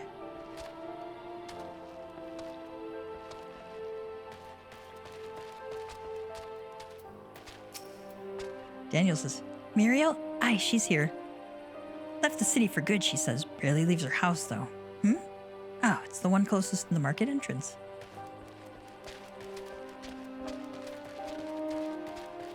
Kind of convenient.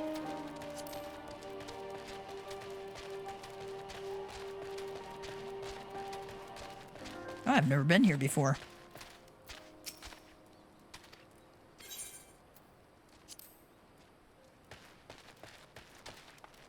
See what Kiki Poo says. Kiki Poo says, and what brings you to our lonely little hamlet? I believe the arrival of your entourage just about doubled our population. Looking for Muriel, you say. If you're hoping to lure her back to Ul'dah, you may as well give up now. The girl's done with city life. Alphinaud says, I've met the Sultana's handmaiden on numerous occasions, but I cannot for the life of me bring her features to mind. Oh, come now. That's hard to believe from somebody who values diplomacy. Yugiri says, our target is Muriel, the Sultana's former lady-in-waiting, a woman of Midlander heritage. I am told the two of you have met. Our sources indicate that she left the palace shortly after the incident and quietly rejoined the dwindling population of the Silver Bazaar. I suggest we begin by questioning the market's residents and confirm that Muriel is still in hiding here. All right. Spotted Meadow. Do I know of any returning residents? Gods, don't tell me they're starting to come back. My masters will not be pleased to hear this.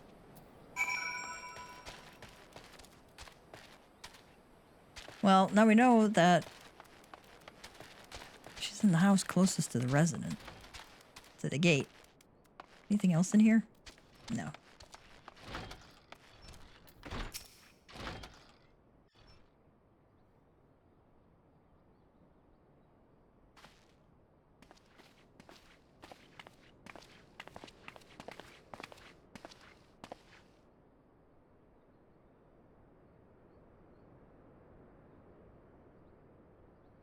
You are Muriel, the Sultana's former lady-in-waiting?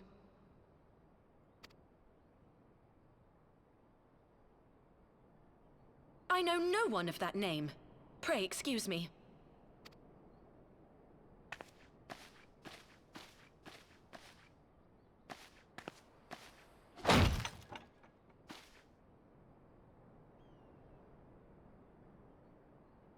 General Alden!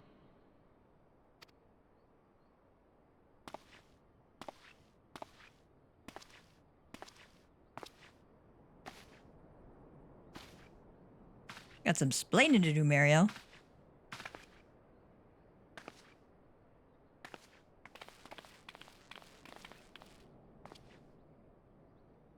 We will have the truth from you, girl.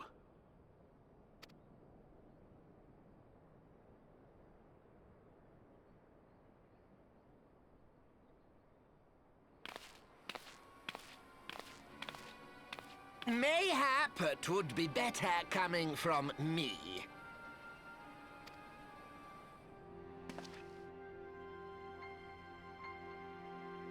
Lonorito, you'd best talk fast. As you know, Teleji Adeleji's Cartano reclamation bill was no more than a facade. A means to get his grubby little hands on that Allagan monstrosity Omega.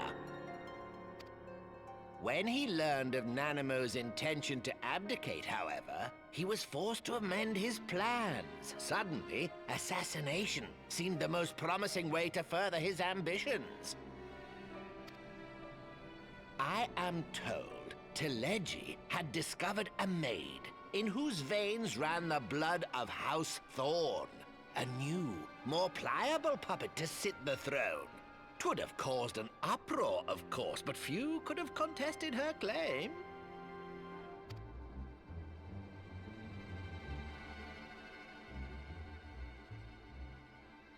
'Twas plain that Teleji's wild machinations had outgrown our ability to control them. So I decided to usurp his scheme and left the fool to seal his own demise. And what of Nanamo? Oh, I have no desire to harm her grace. 'Twould profit me little to destabilize our government. Thus did I employ young Muriel here to administer a potent sleeping potion in place of a poison.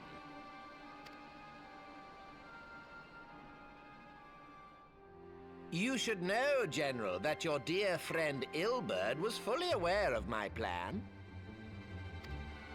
I had him lie about the assassination as a means to prime your rage against Teleji. We weren't entirely sure how you would react, but things went rather better than expected. Bastard Lolorito. You conniving little worm! You had your claws in the Crystal Braves before their first recruit had sworn to serve! But of course, when a new game begins, 'tis only prudent to have a piece on the board. Ilberd was mine. Truth be told, a significant proportion of the Braves' initial endowment was also mine. With such large sums moving about, 'twas a rather trifling matter to disguise my own contribution.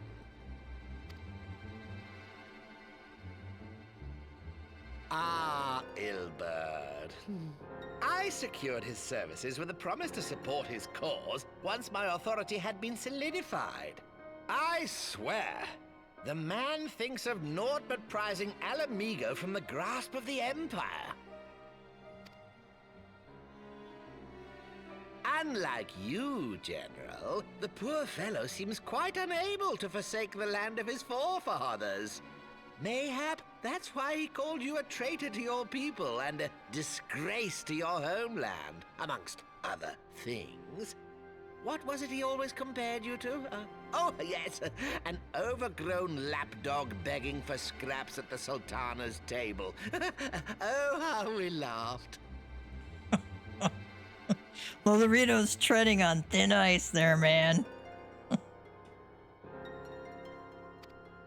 Alas, Ilberd's entertaining little outbursts eventually gave way to wearisome tirades, and the zealous brute became rather unruly. I had no wish to see you executed, you understand, but he would not take no for an answer. Rest assured, his employment with me has long since ended. Which brings us neatly to the present. What say you, General? Both you and the Sultana are alive. We have one corpse and one fugitive. And preparations have been made to restore your good name. Shall we cry quits and start again with a blank ledger? You almost got killed, but let's call it even, okay? The hells we will! Do you honestly expect me to forgive and forget? After all you've done? You're guilty of high treason! Stay your blade, Master Alden. You yourself are not innocent. Or have you forgotten your own crime in executing Teledji Adeledji without trial? Though you acted out of loyalty to the Sultana, such deeds are in violation of both the word and spirit of the law.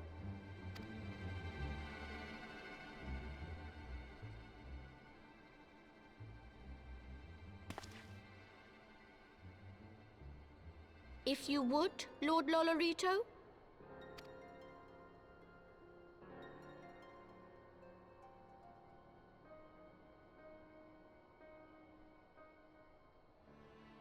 This potion will wake the Sultana from her slumber. Consider it a gesture of conciliation. You will find her grace resting comfortably within her private chambers. Should you doubt my word, I shall willingly accompany you to the palace as your hostage.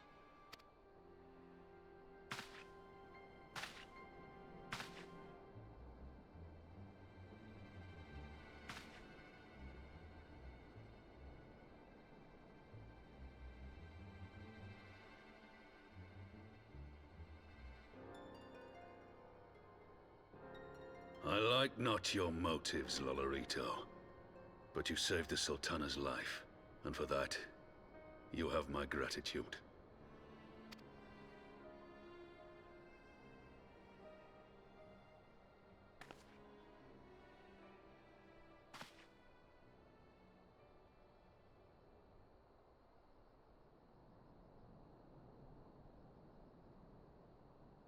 Rauban Aldin, you are hereby reinstated as General of the Immortal Flames.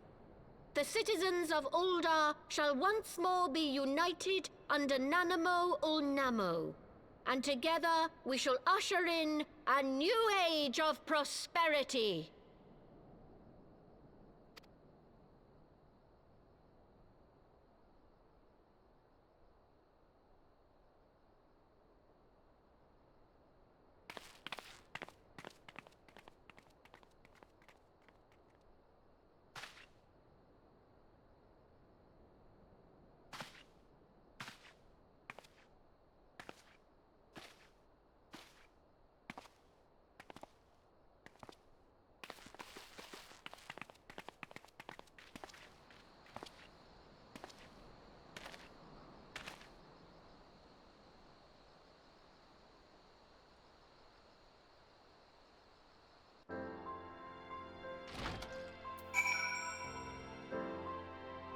Speak with Alphinaud.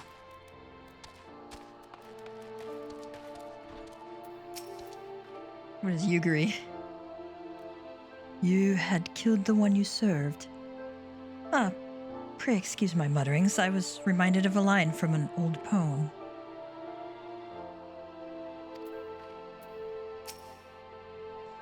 By the 12! I feared Lord Lodorito's arrival would herald another bloodbath. Little did I suspect that he, of all people, would gift us the means to rouse the Sultana.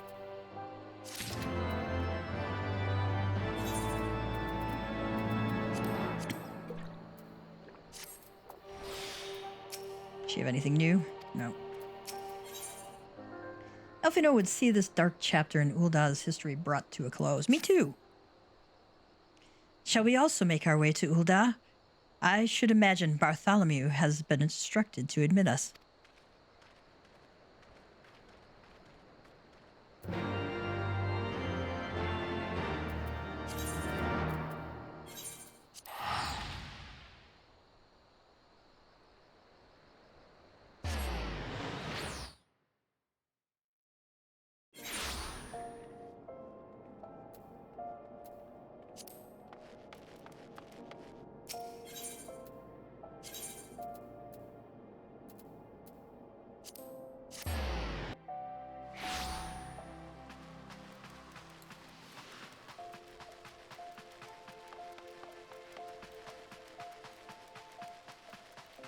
Speak with Bartholomew and the Royal Promenade.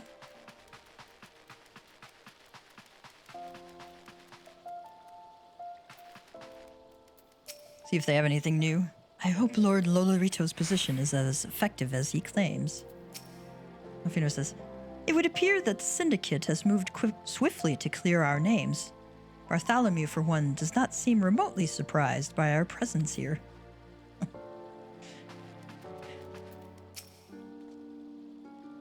Flame General Raban mentioned you might be coming. Please, this way if you will. He's remarkably cordial to us today.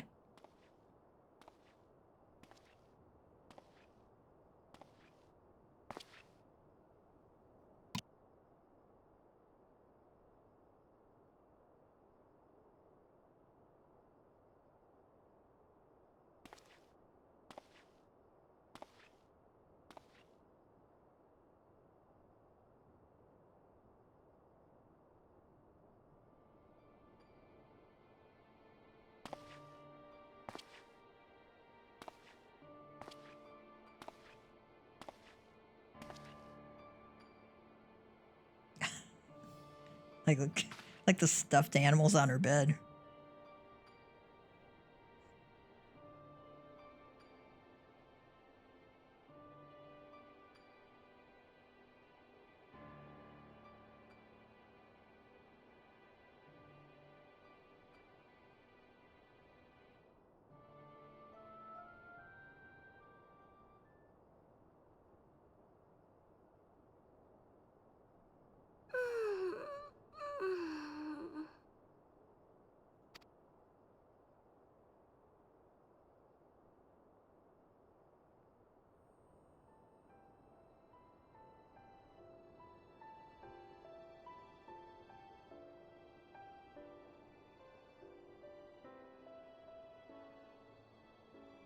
I was having the longest dream.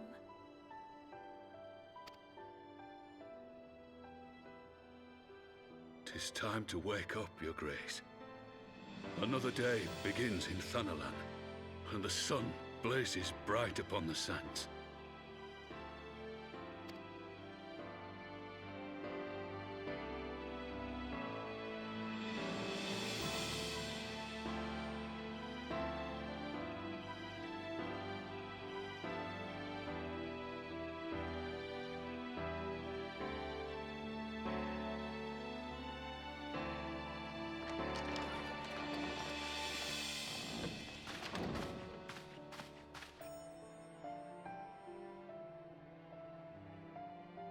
Her Grace is awoken.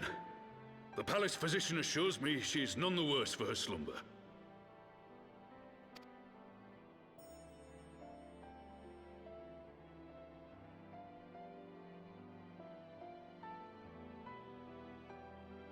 I believe Her Grace will soon resume her plans to place the government of Uldar into the hands of its citizens. Whatever path she chooses to take, I shall walk it with her. And we shall tread slowly, lest the nation be unsettled in our wake.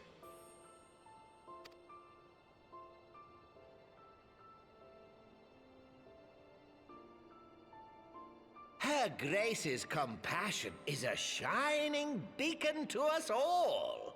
But what our city truly thrives upon is competition. 'Tis in the struggle against our rivals that opportunities are seized and fortunes made. And with the Empire on the offensive once more, now would hardly seem the time to turn our system of government upon its head. Are you privy to new intelligence, my lord?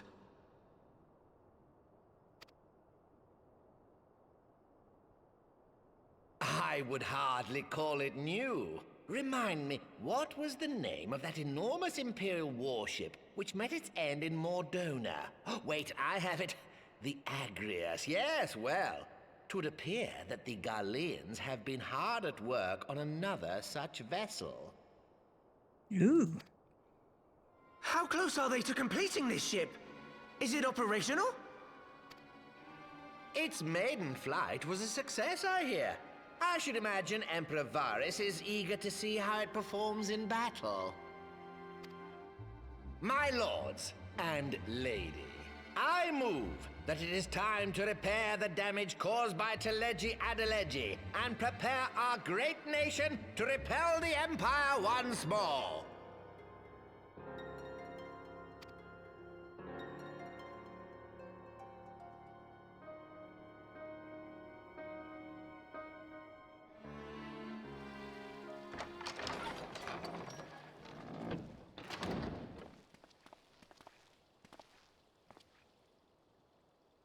"'Tis well that the Sultana has awoken. The Syndicate yet needs to put its house in order, but 'twould seem the worst of the confusion has passed. Uldar has taken control of its future, and I must do the same." Yeah, you're not wrong, Alphinaud.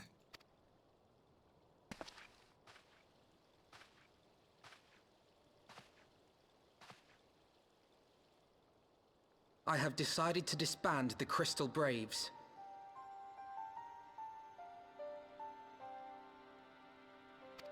Among the recruits, there were those who supported our Order's goals and convictions with all sincerity. 'Tis my hope that these loyal men and women will choose to remain our allies in the battles to come. As for those who sided with the traitor, Ilberd, they shall be hunted down and held to account for their crimes. It is my earnest hope that they will surrender themselves peaceably when the time comes, though I think it unlikely. Ah, my all-conquering Crystal Braves. The model army meant to pave the way for a single unified Grand Company of Eorzea. That so high an ideal should be brought so low. I need not tell you how deeply the betrayal stung me. Yet I see now that it was mine own naivety and pride which allowed the Braves to fall prey to corruption.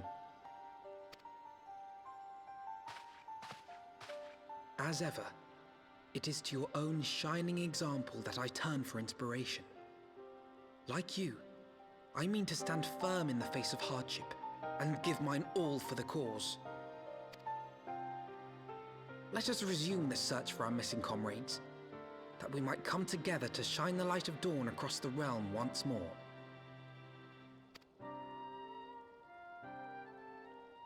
The role of Crystal Brave Commander suited me ill, and I shall play it no longer.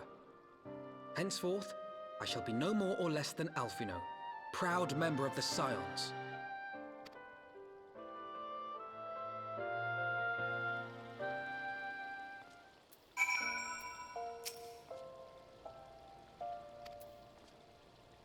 Alright, where do we gotta speak with Alphinaud?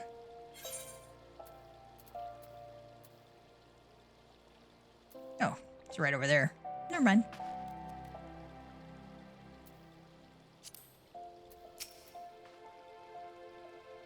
I blush to speak thus of mine inner turmoil, but the fact remains, there is no man alive in whom I would rather confide. Were it not for your shining example, I might never have emerged from beneath the pall of my despair. I'm glad I was there for you to listen.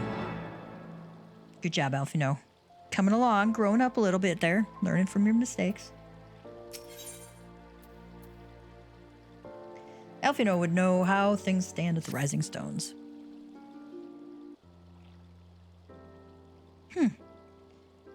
Still no word from Master Garland. I hope this mana cutter of theirs is nearing completion.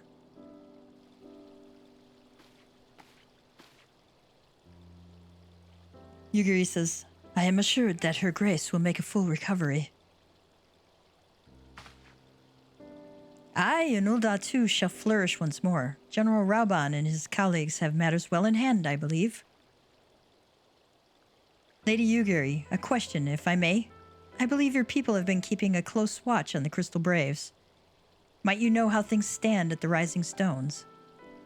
Yugiri says, Ah, yes, of course. You will be pleased to know that the 3rd Unit Braves abandoned Revenant's Toll when they learned of Captain Ilbert's defeat. The only blue uniforms to be seen there now are those worn by soldiers loyal to you, Master Alphinaud. To me? I see. I am grateful to hear that at least some of our members were true to their oaths. Ere we return to Ishgard, I must go to the Rising Stones and thank those stalwarts for their service. It shall be my final act as Crystal Brave Commander. Will you join me, Gav? You were there at the company's inception. 'Tis only fitting that you are present at its end. And I would appreciate the support.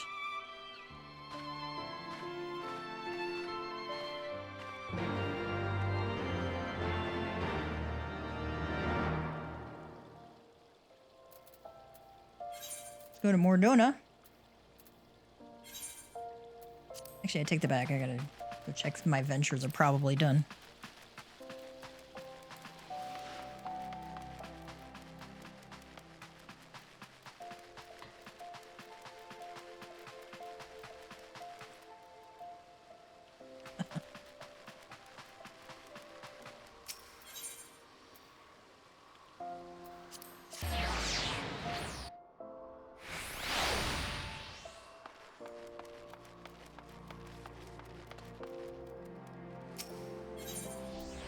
I believe how fast time flies when you're doing all these quests.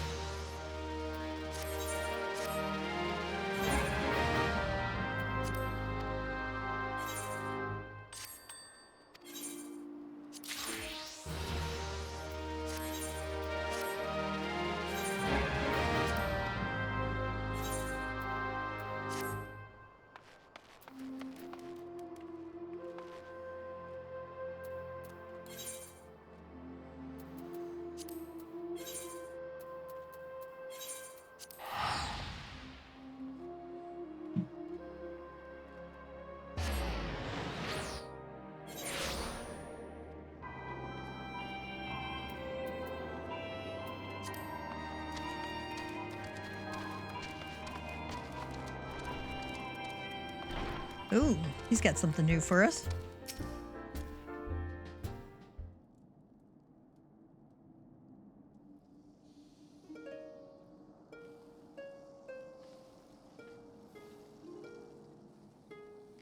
Eager to listen to my harp, are you? For what higher praise could a minstrel ask than to have an audience, the very hero who provides inspiration for his songs? Yet I have no fresh compositions I deem fit for a champion's ears. Would that I possessed something more to amuse you.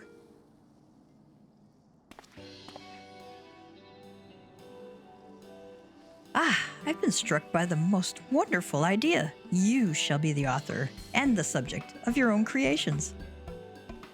Yes, by weaving an epic with your own endeavors, you shall find yourself casting a critical eye upon past deeds.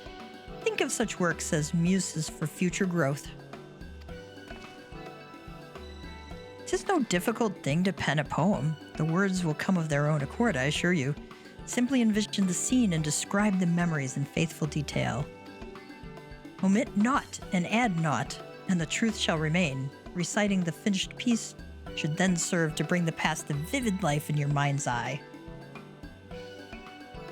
And when you look back upon events with undistracted clarity, what was hidden in chaos may now seem blindingly clear, especially when things are uncolored by the embellishments I might bring to the story.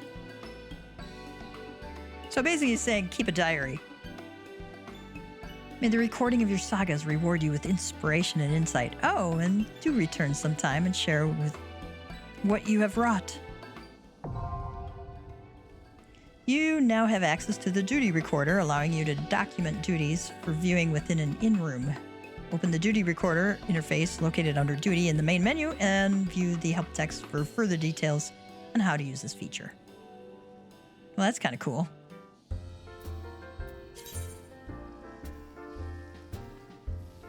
Let's see. This allows you to document duties for viewing at a later date. Playback features include speed adjustment, focus, target, switching, and more. Duty recorder is only allowed after several conditions have been met, the first being that the recorder is enabled. Recording can be enabled from the duty recorder interface, located under duty in the main menu.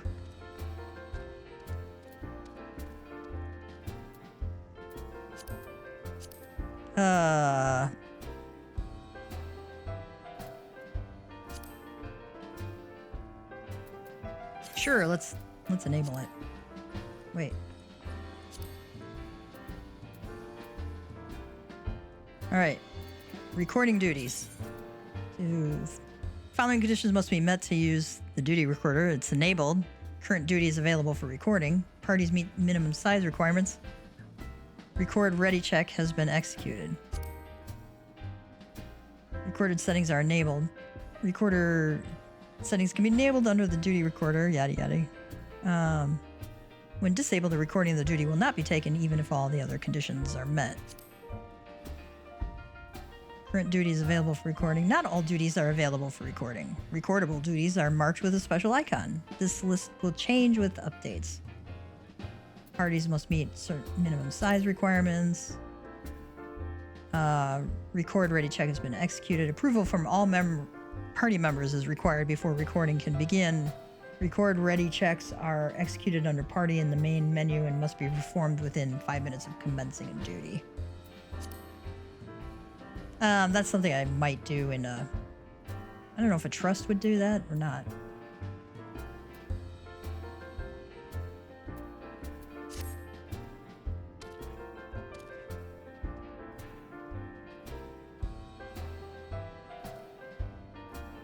I don't know. Would you guys ever like be in a random roulette and allow somebody to record you? It'd be one thing to do it for like a guild party group, right? It'd be kind of weird if somebody did that in a random roulette. I mean, I probably would on Gavtia because we're on the internet anyway.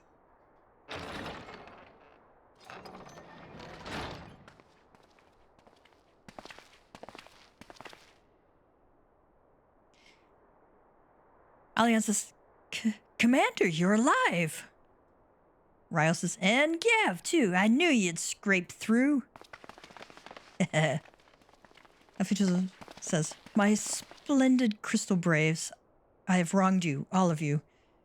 My promises of glory and salvation have brought you naught but blood and betrayal. You'll not hear us complaining. 'Twas a sight messier than expected, aye. But we was still fighting for the freedom of all, just like we swore. Ain't that right, mates? Crystal Braves all say, aye.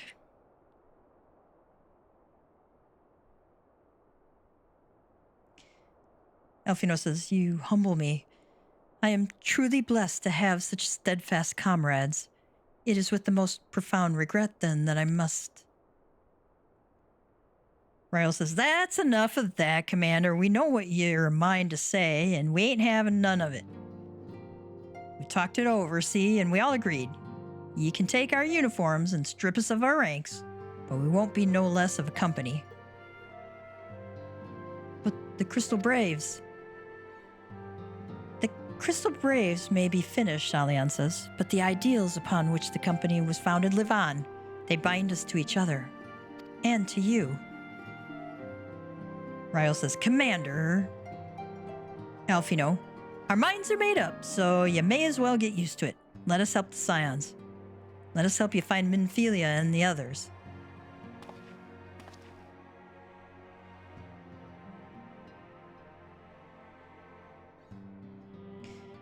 My friends, after all that has happened, I know not what to say.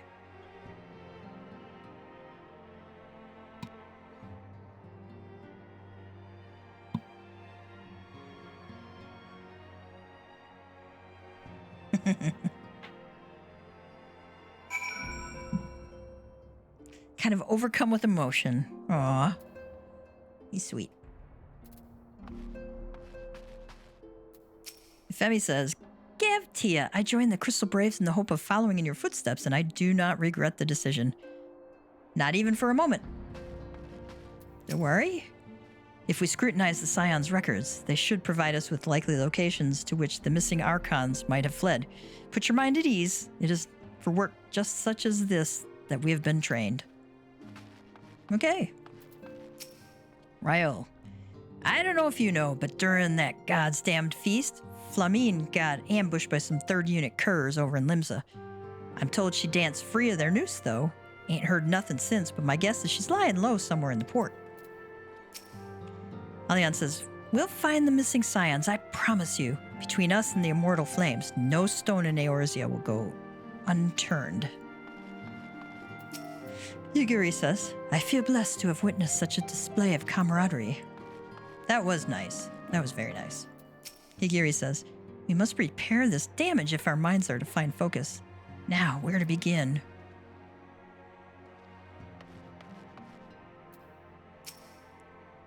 Ergmoose. First things first, we must needs put the rising stones in order. We cannot have the Archons returning to find their headquarters in such a shambles. Huzan says, I sent Shinobi to spy upon the brass blades, and it would seem that Ida and Papalimos' resistance accounted for a sizable number of the company's soldiers. All we know for certain, however, is that our friends' corpses were not among... All we know for certain, however, is that our friends' corpses were not found amongst the bodies they left behind.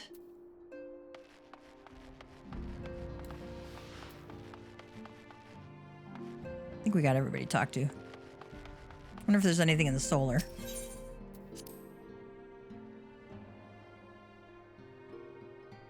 Probably not, but you never know.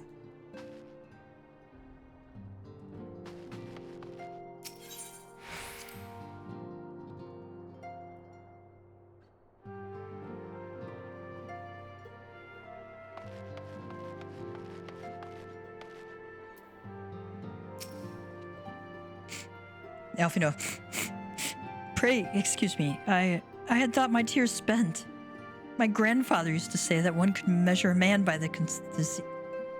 My father used to say that one could measure a man by the constancy of his comrades. Mayhap I am the exception which proves the rule. Nay, do not protest. I know that I am not worthy of their loyalty, Gav. But as Thaliak is my witness, I shall do everything in my power to earn it.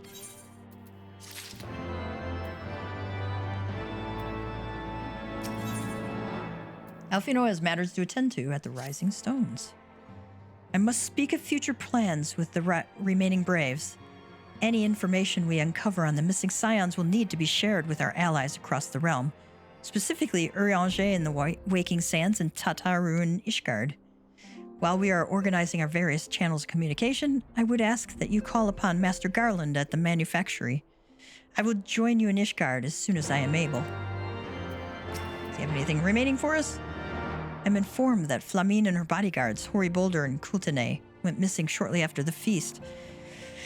Oh, our list of absent friends grows longer. Alright, speak with Sid. Alright, let's go back to Ishgard.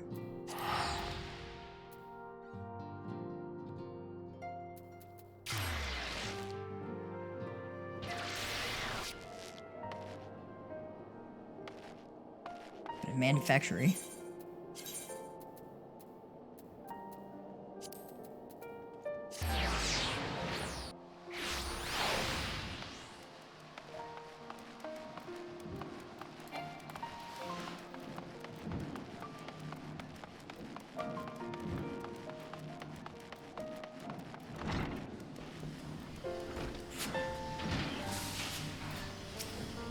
Which is so sleepy?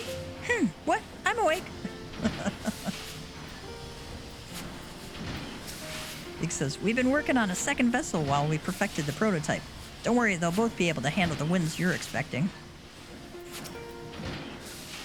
Yeah, how in the seven hells do you do it? I was just about to send for you. We have but this moment completed the Mana Cutter's first successful test flight. A few minor adjustments and she'll be ready to go. While we see to the finishing touches, you might want to pay a visit at Fort Tom Manor. A dragoon by the name of Estinien was looking for you. Loitering around here won't speed matters up. Leave the boys to apply the finishing touches and go and see your friend. Okay.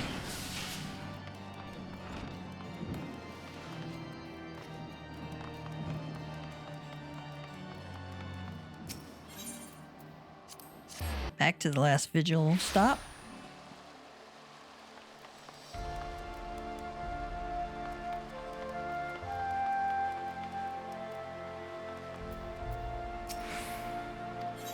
Let's go in the manor.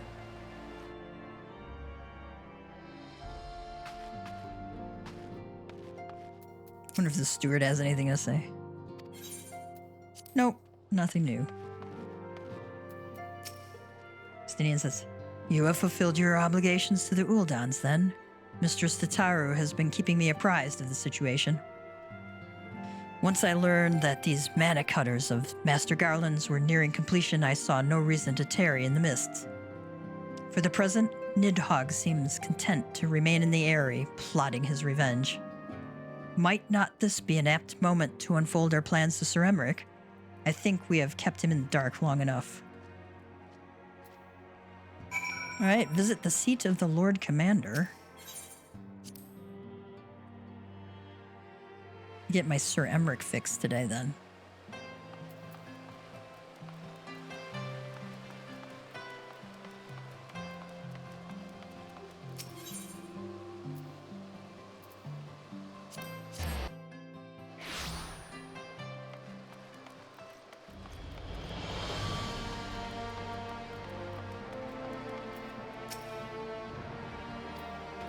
Okay.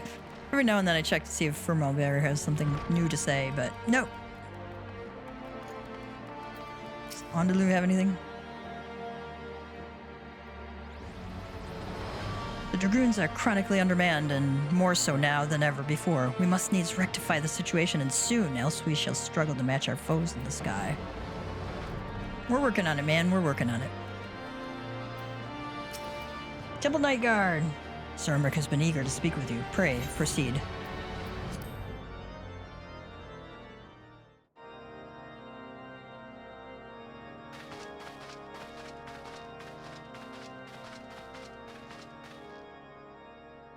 All stands ready, Lord Commander.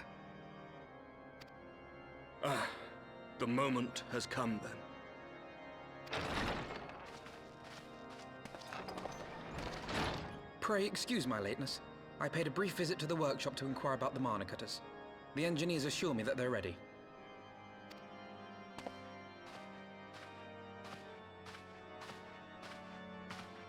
The area is now but a short flight away. Yet what a long and winding path we took to reach this point.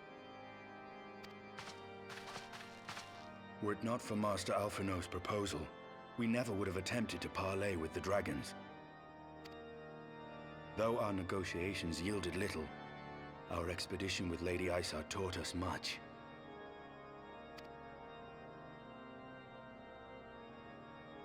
You took an unimaginable risk. I could scarce believe the tale Estinien told. Aye. 'Tis true that many of our countrymen would sooner die than join hands with the heretic's mistress. But 'twas through that most unlikely of alliances that we came to speak with Hraesvelgr. A conversation that went rather poorly, as I recall. In this instance, the journey was more important than the destination.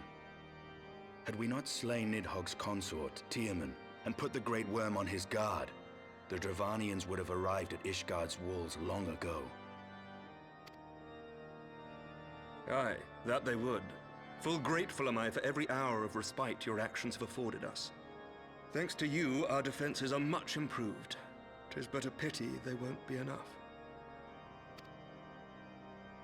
Thus, you believe an assault upon the area represents the city's best chance of survival. Is that not so, Estinien?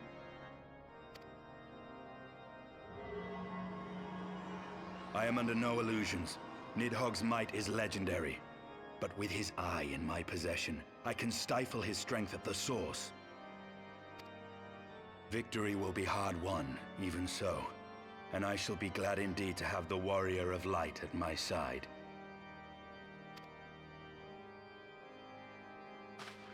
You shall have my blade as well.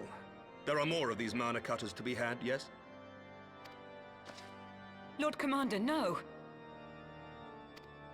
How can I, a proud knight of Ishgard, stand by and do naught while an outsider risks life and limb for our homeland? I swore an oath to protect this city.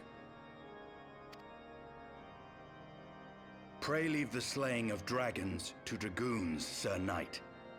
Your duty to command the city's defense is no less vital. Should we fail, and Nidhogg slip through our grasp, who then will hold the walls against him? Will you leave Ishgard in the hands of the Holy Sea's zealots? There are others. Who but you has the authority and the standing to orchestrate a city-wide defense? I do not, and neither does the Warrior of Light. That is why it is our place to fight, and yours to remain here, Lord Commander. What? You too, Master Alphinaud? By the Fury!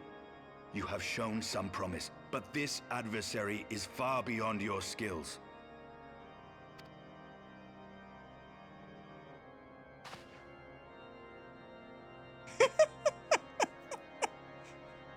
Your candor is appreciated, Sir Dragoon. I shall remain then and cheer you from afar. Well, my friend, would seem I have discouraged the last of the volunteers, and claimed the task as ours alone. But if any alive can best this worm, 'tis surely we too.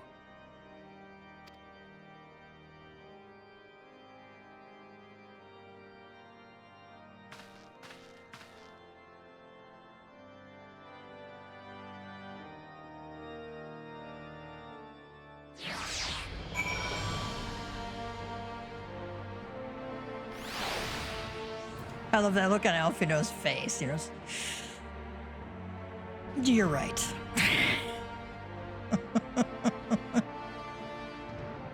He says dander up and deflates. I love it. I have pricked Master Alphinaud's pride, I fear. But had I been less forceful, the boy would have insisted on accompanying us to the Eyrie. Do not think me blind to his talent. With a few more campaigns under his belt, I have no doubt that Alphinaud will make a fine field commander. but one does not practice on an adversary such as Nidhogg. We shall be hard-pressed enough without the added worry of carrying a novice.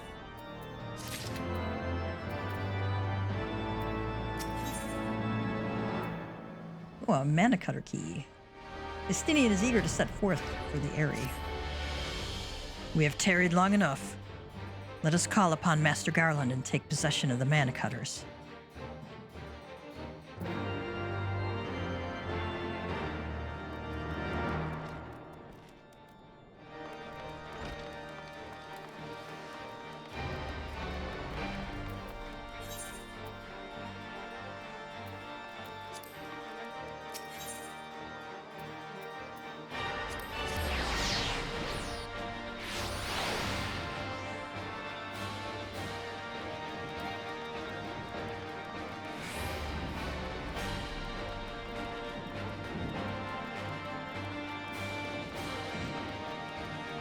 What do we ask to say?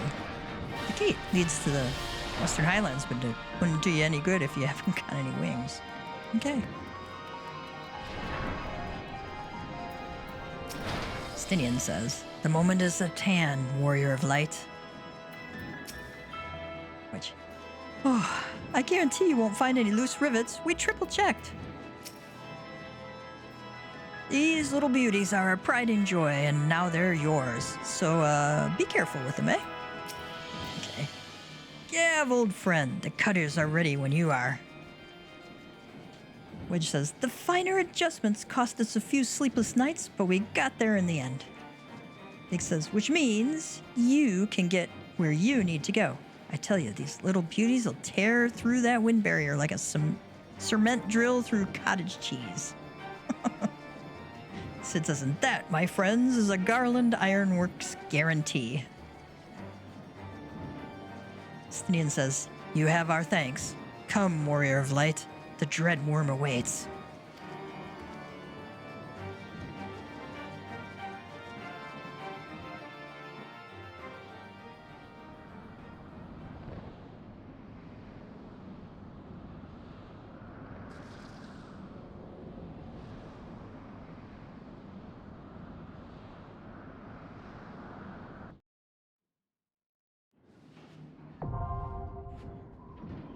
All right.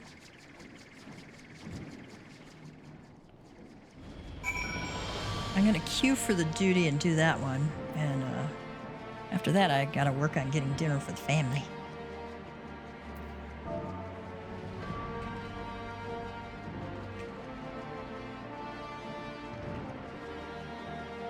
I'm gonna ask some FC mates.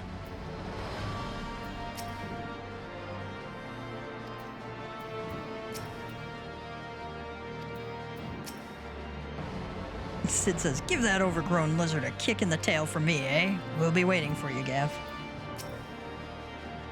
To the mana cutters, warrior of light. The dread worm awaits.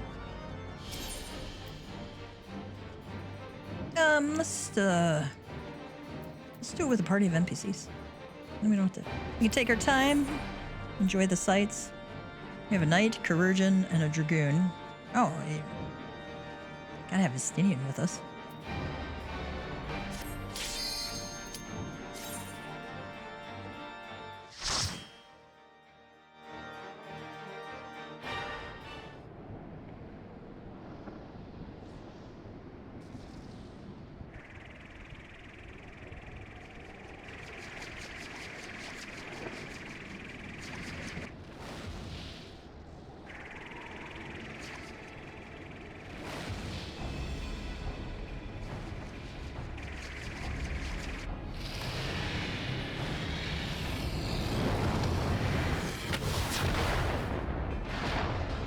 Oops.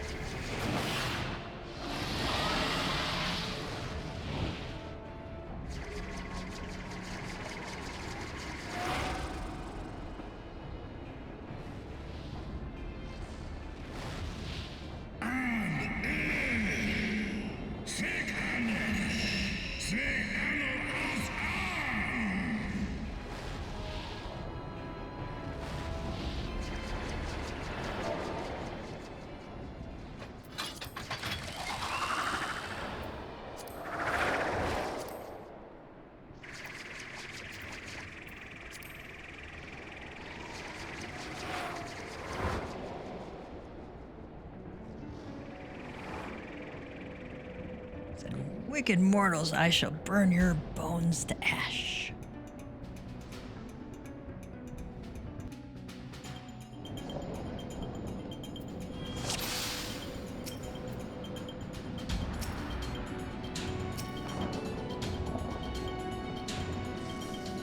All right, here we go.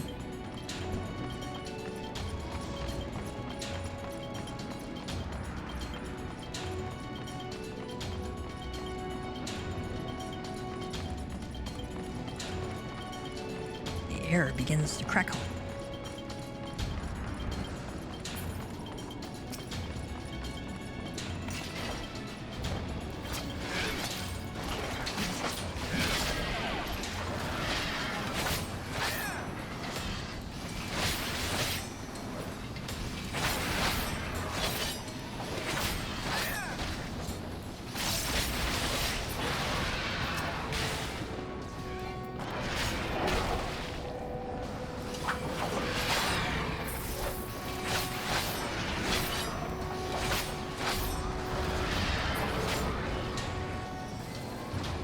Oh, I done stand in that.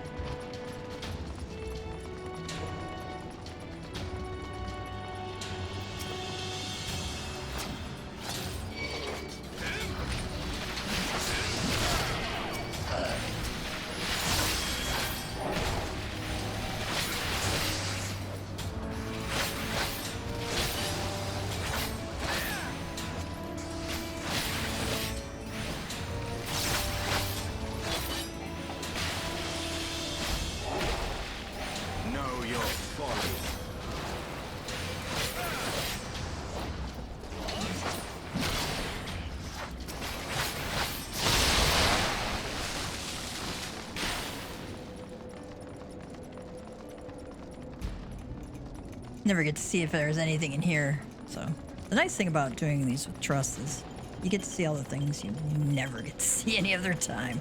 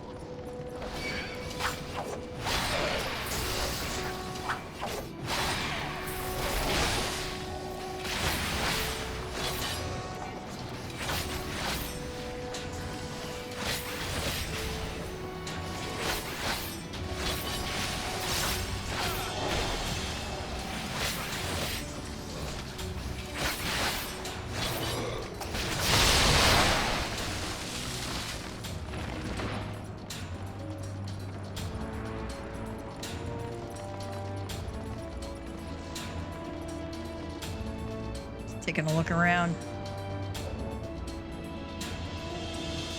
Kind of cool.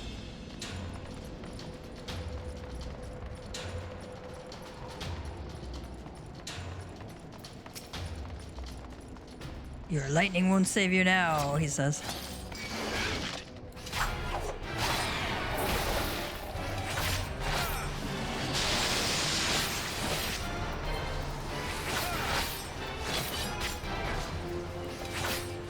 Electric cachexia.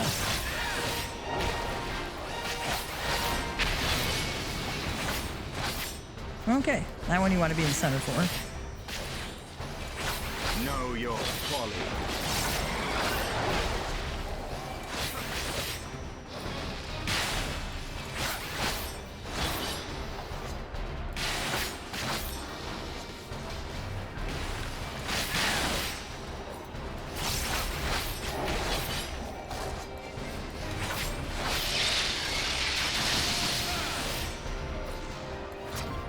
In the middle again.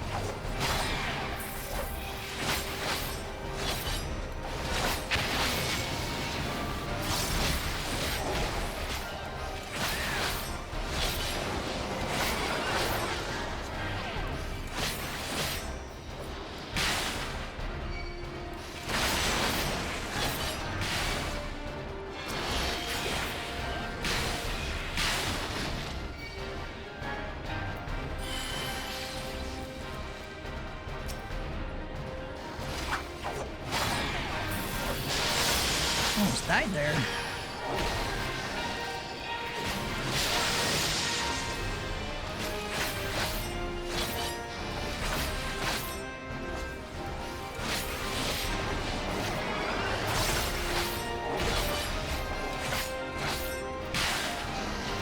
So I guess you gotta take that tether to a tower here.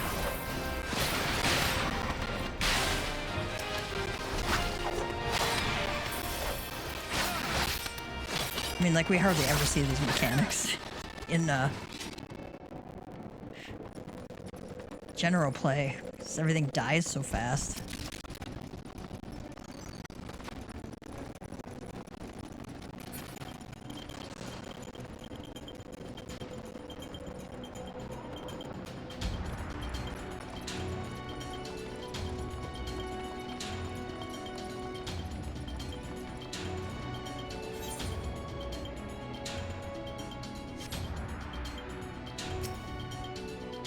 Yeah, this is the place where we're supposed to go, I think.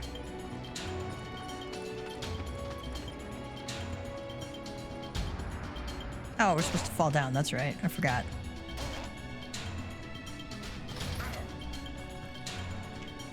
I like everybody grunts when they fall.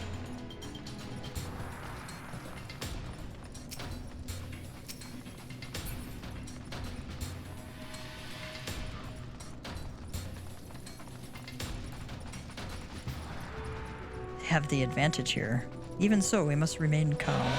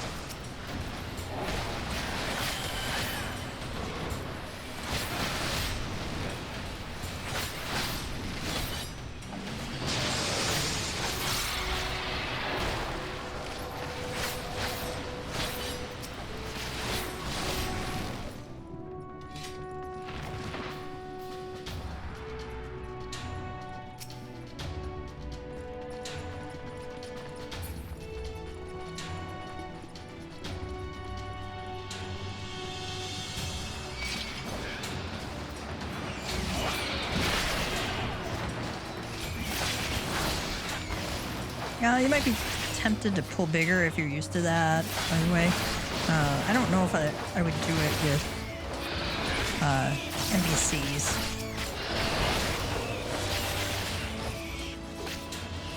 They don't, you know, they're not programmed to do the kind of things that we can do.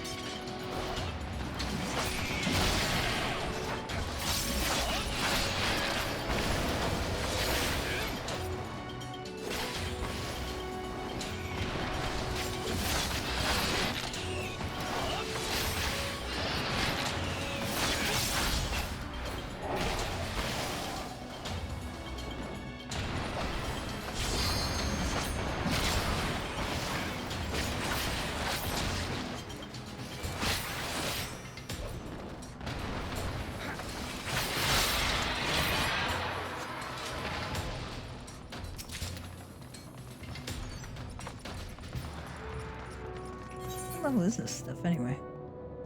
Oh, level 55.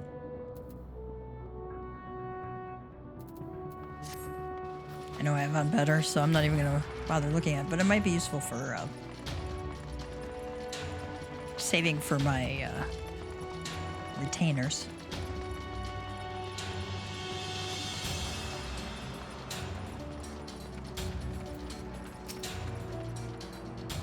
Yascutus. This one appears stronger than the others, but it matters little. I leave the vanguard to you.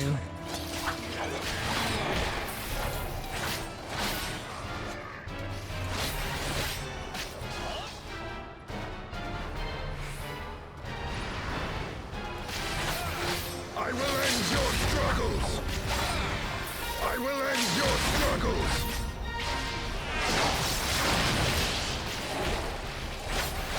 We gotta get out of the gas.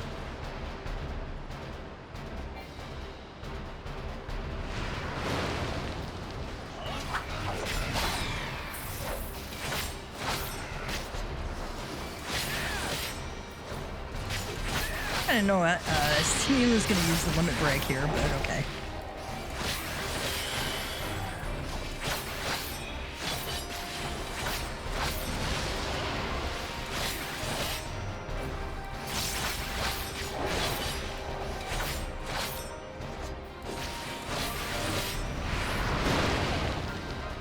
Oh, stay out of that.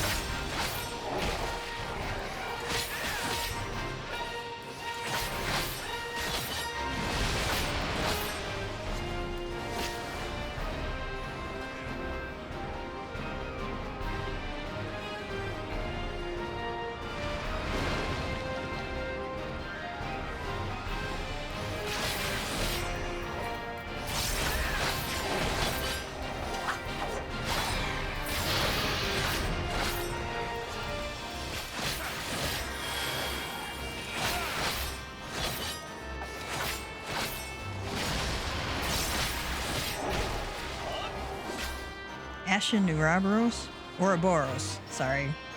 I learned how to pronounce it. Ouroboros.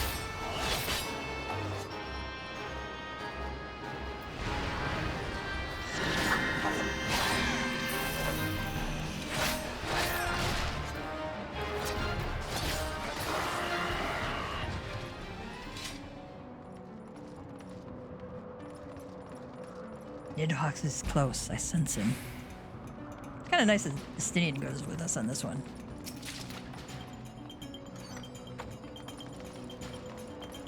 I mean, it makes sense, of course, but it's nice just the same. Yeah, basically, stay out of the poo on the ground.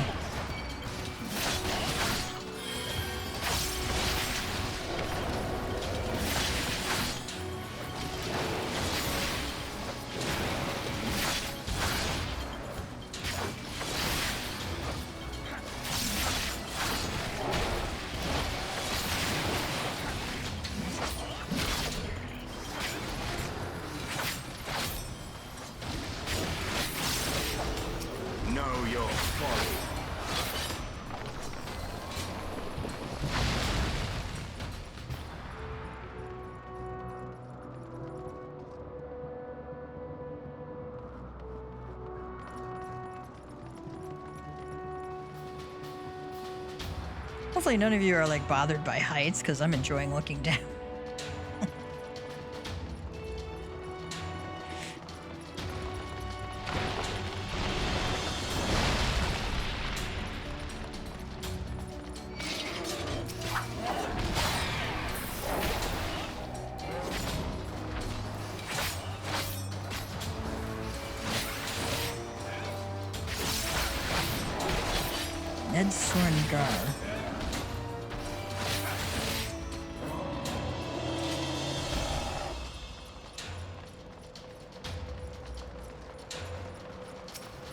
Airy Diresaur.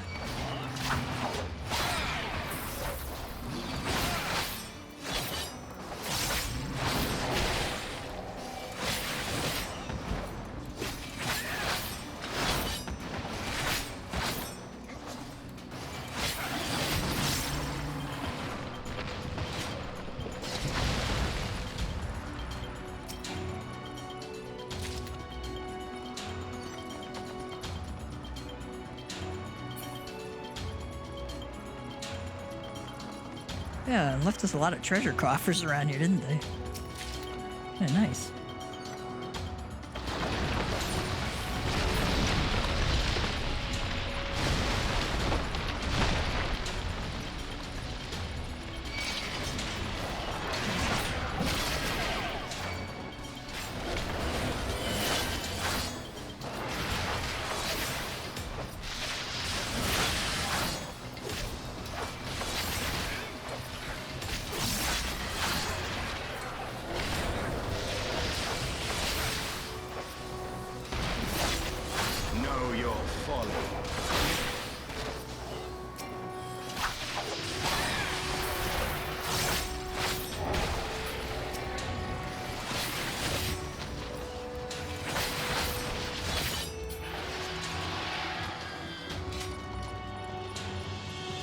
They get a bunch of ads here. They're not, terribly difficult to deal with. Airy Reef. I'm gonna go look that word up at some point and see what it's actually anything.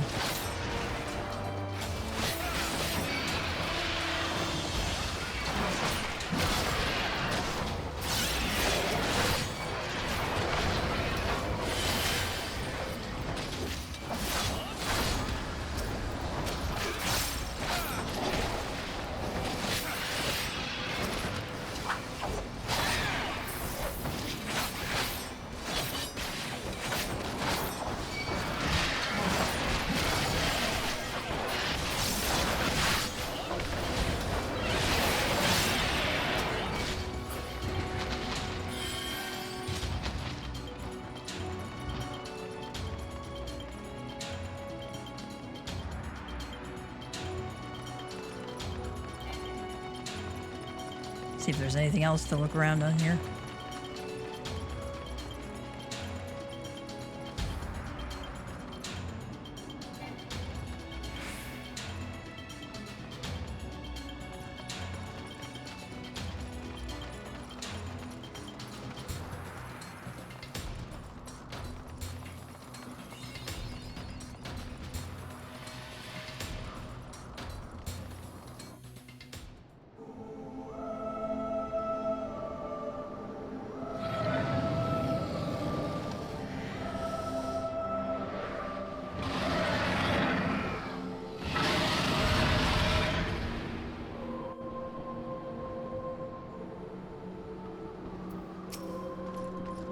Sends here, Nidhogg.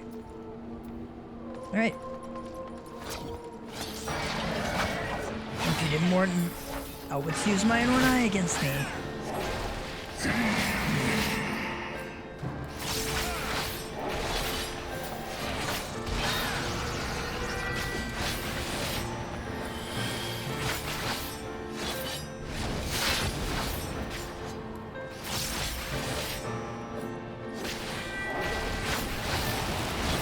Yeah, you want to stay towards the center a little bit on some of these.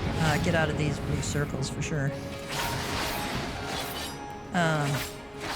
Those line attacks, because he does one outer, he's going to do one inner usually, and one inner, he's going to do one outer. Stay away from your buddies there.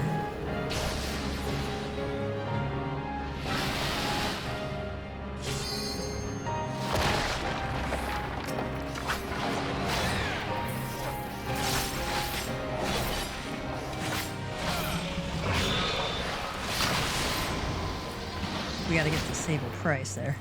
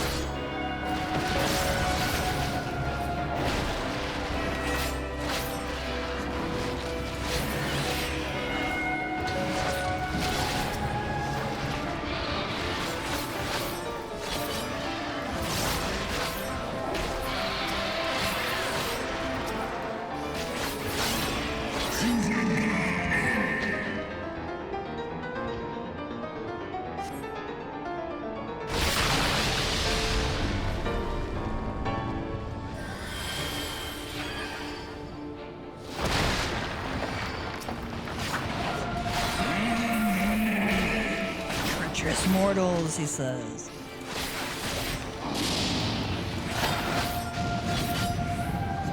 I'm gonna get out of Taste this. my love.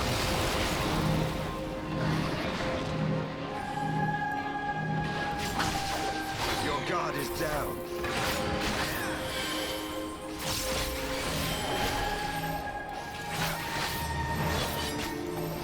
I'm gonna shield on this one if you can.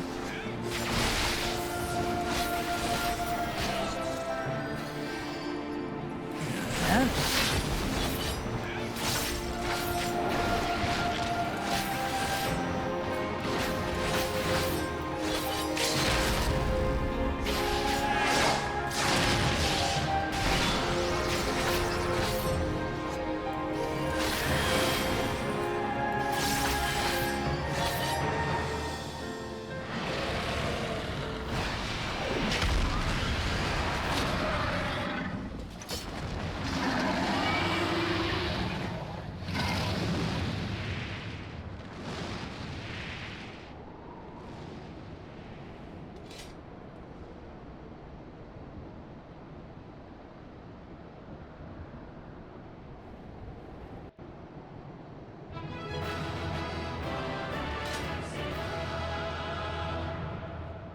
On your guard, our work here is not yet done.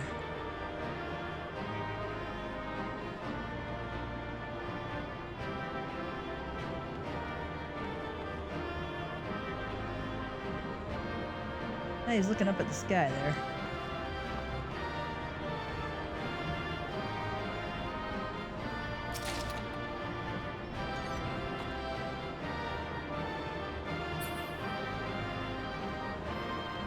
Ah, you can't go up there.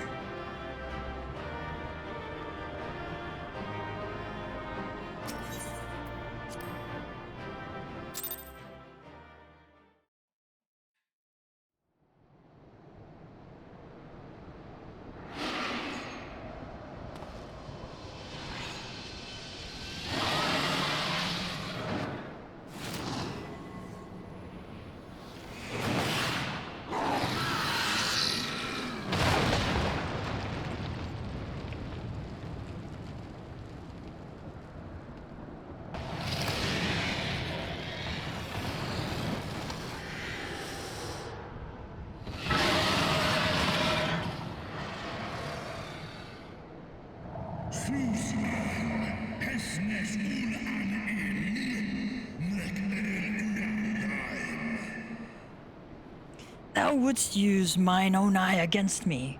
Time hath done naught to dilute thy kind's depravity.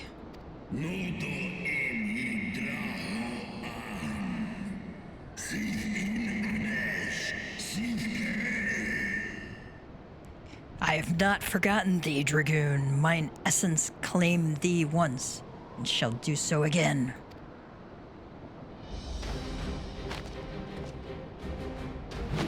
No, Wyrm! This ends here!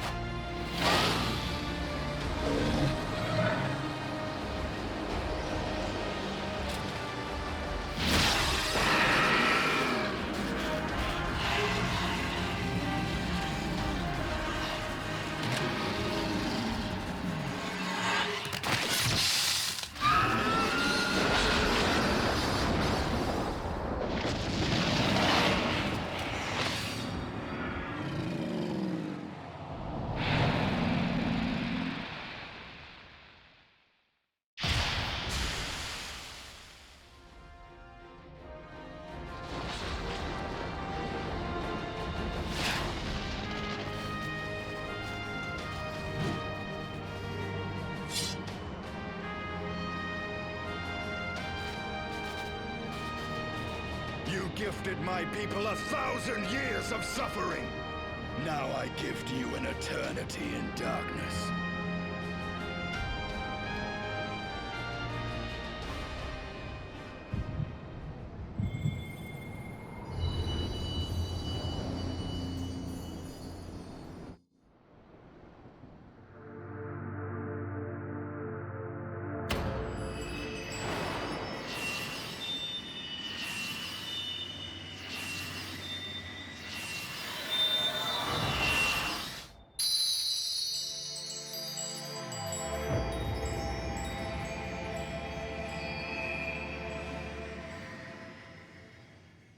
We've relit half of them.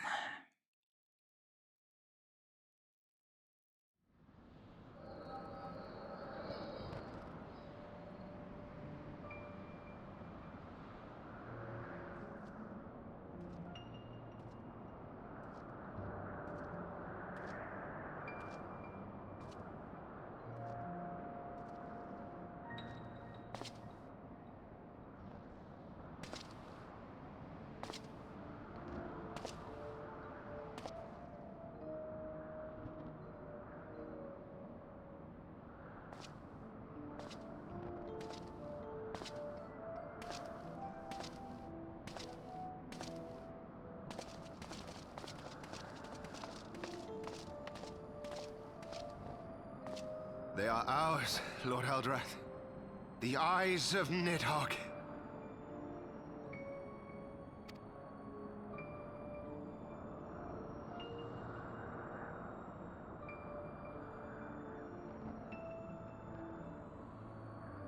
Aye. The worm lies broken and my father is avenged. With the wellspring of his vitality thus denied him, Nidhogg shall not linger long in this world. But behold the terrible price we have paid. My sire is dead. So many brother knights slain. We traded our honor for the strength which now courses in our veins. And still we are forced to make such sacrifice. But not in vain, my lord. Hraesvelgr is the only great worm left in Dravania, and he dares not leave his lair. With Nidhogg's eyes in your possession, who now can challenge the might of Ishgard, ascend the throne, and take your rightful place as the ruler of our people?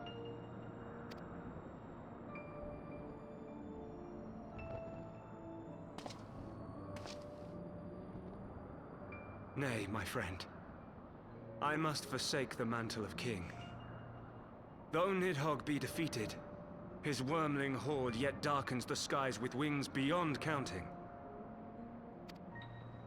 As one who partook of Ratatoska's strength, it shall be my penance to bear a knight's arms until death grants me leave to retire.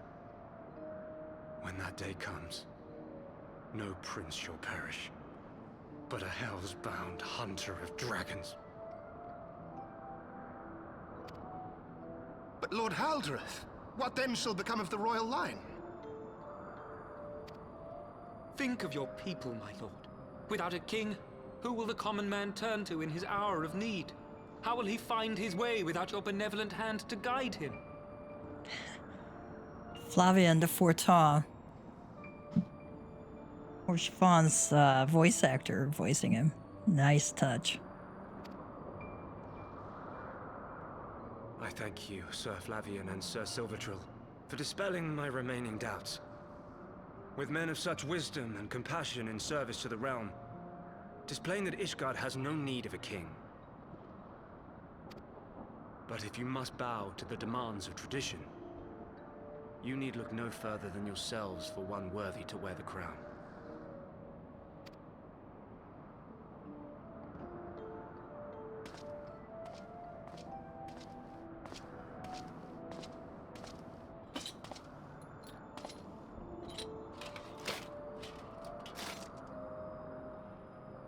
Fare thee well, my brother knights, my loyal friends.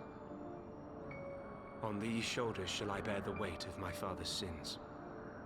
With this lance shall I repay the debt accrued through our misdeeds.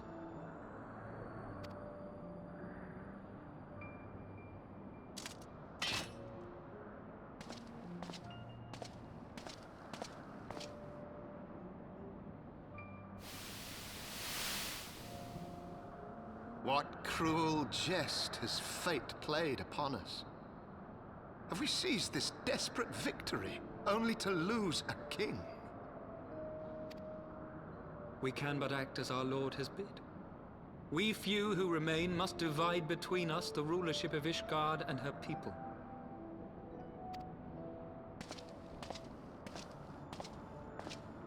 Not I. My oath was to Lord Haldrath, and he alone. If he is not to be king, then I would hang up my shield as well.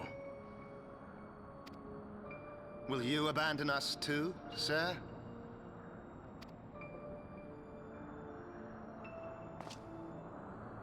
I would wash my hands of blood and betrayal, and take up an honest trade. Mayhap I shall serve ale instead of sharpened steel.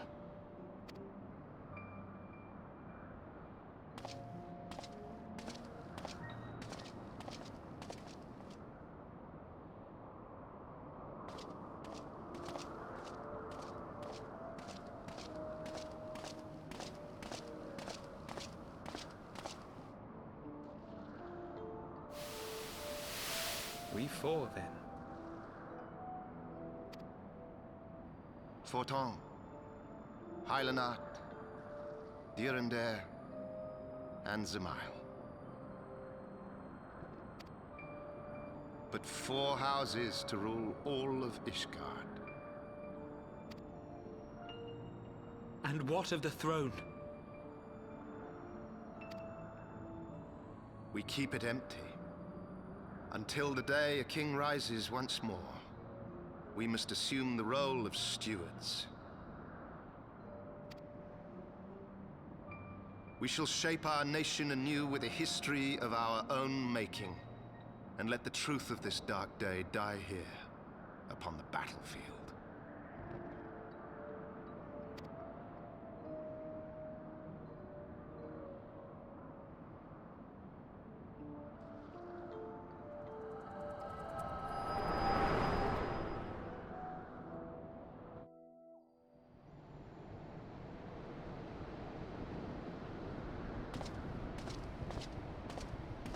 What ails you, friend? Are you wounded?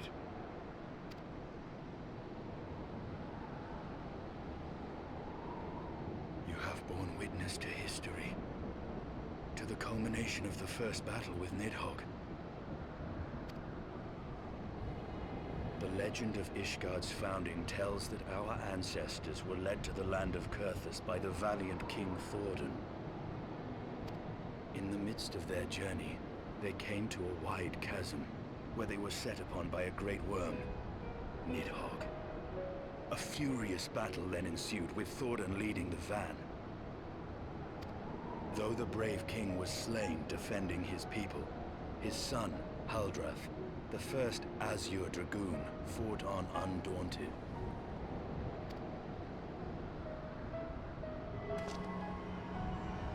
And with a mighty thrust of his lance, he gouged out Nidhogg's eye, forcing the wicked creature into retreat. Thus, did this eldritch orb become a sacred treasure of Ishgard, lending its power to every knight deemed worthy to bear the title of Azure Dragoon.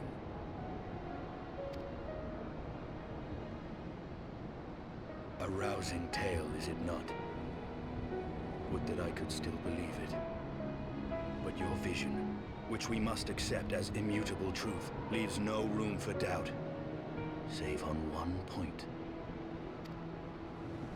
If Haldrath took both of Nidhogg's eyes, then how came this eye to be lodged in the worm's skull?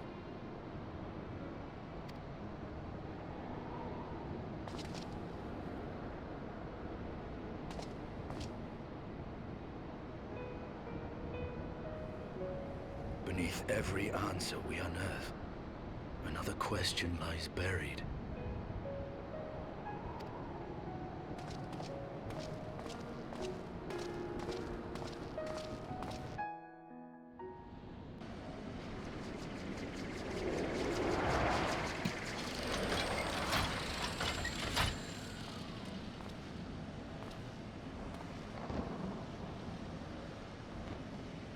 Twas a fierce battle, but one I knew we would win. Your fame is well-deserved, warrior of light. Full proud am I to have fought at your side. I would fain return with all swiftness to Ishgard to inform the Lord Commander of our triumph.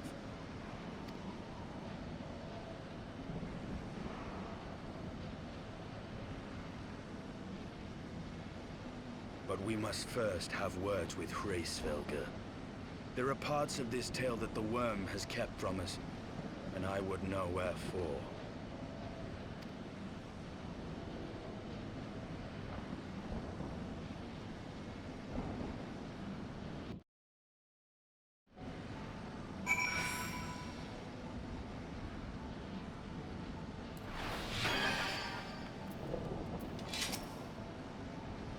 Though Nidhogg has fallen, my heart is yet heavy. And this stain of corruption pleases me not. When all has been put to rest, I must needs forge my armor anew.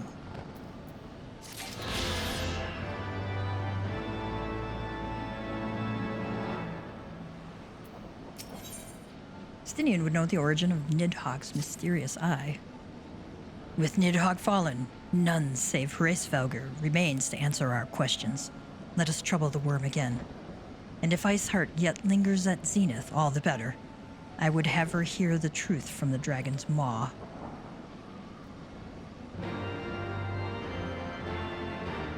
Alright,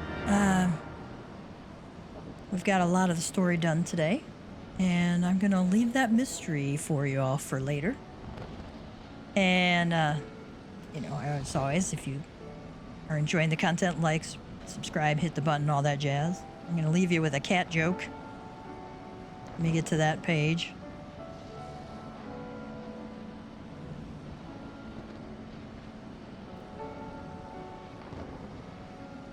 How do you impress a cat at dinner time? Prepare a fancy feast. Sounds obscure. You have to know that fancy feast is a cat food. Why did the cat complain all the time? He heard that cats have wine lives. Yeah, wine lives. Alright. On that note, cats and kittens, you have a great night. Enjoy the story, and we will pick up with the Song Begins and Speaking with Ezale next time. So, you have a great one. MamaCatGamer is signing out.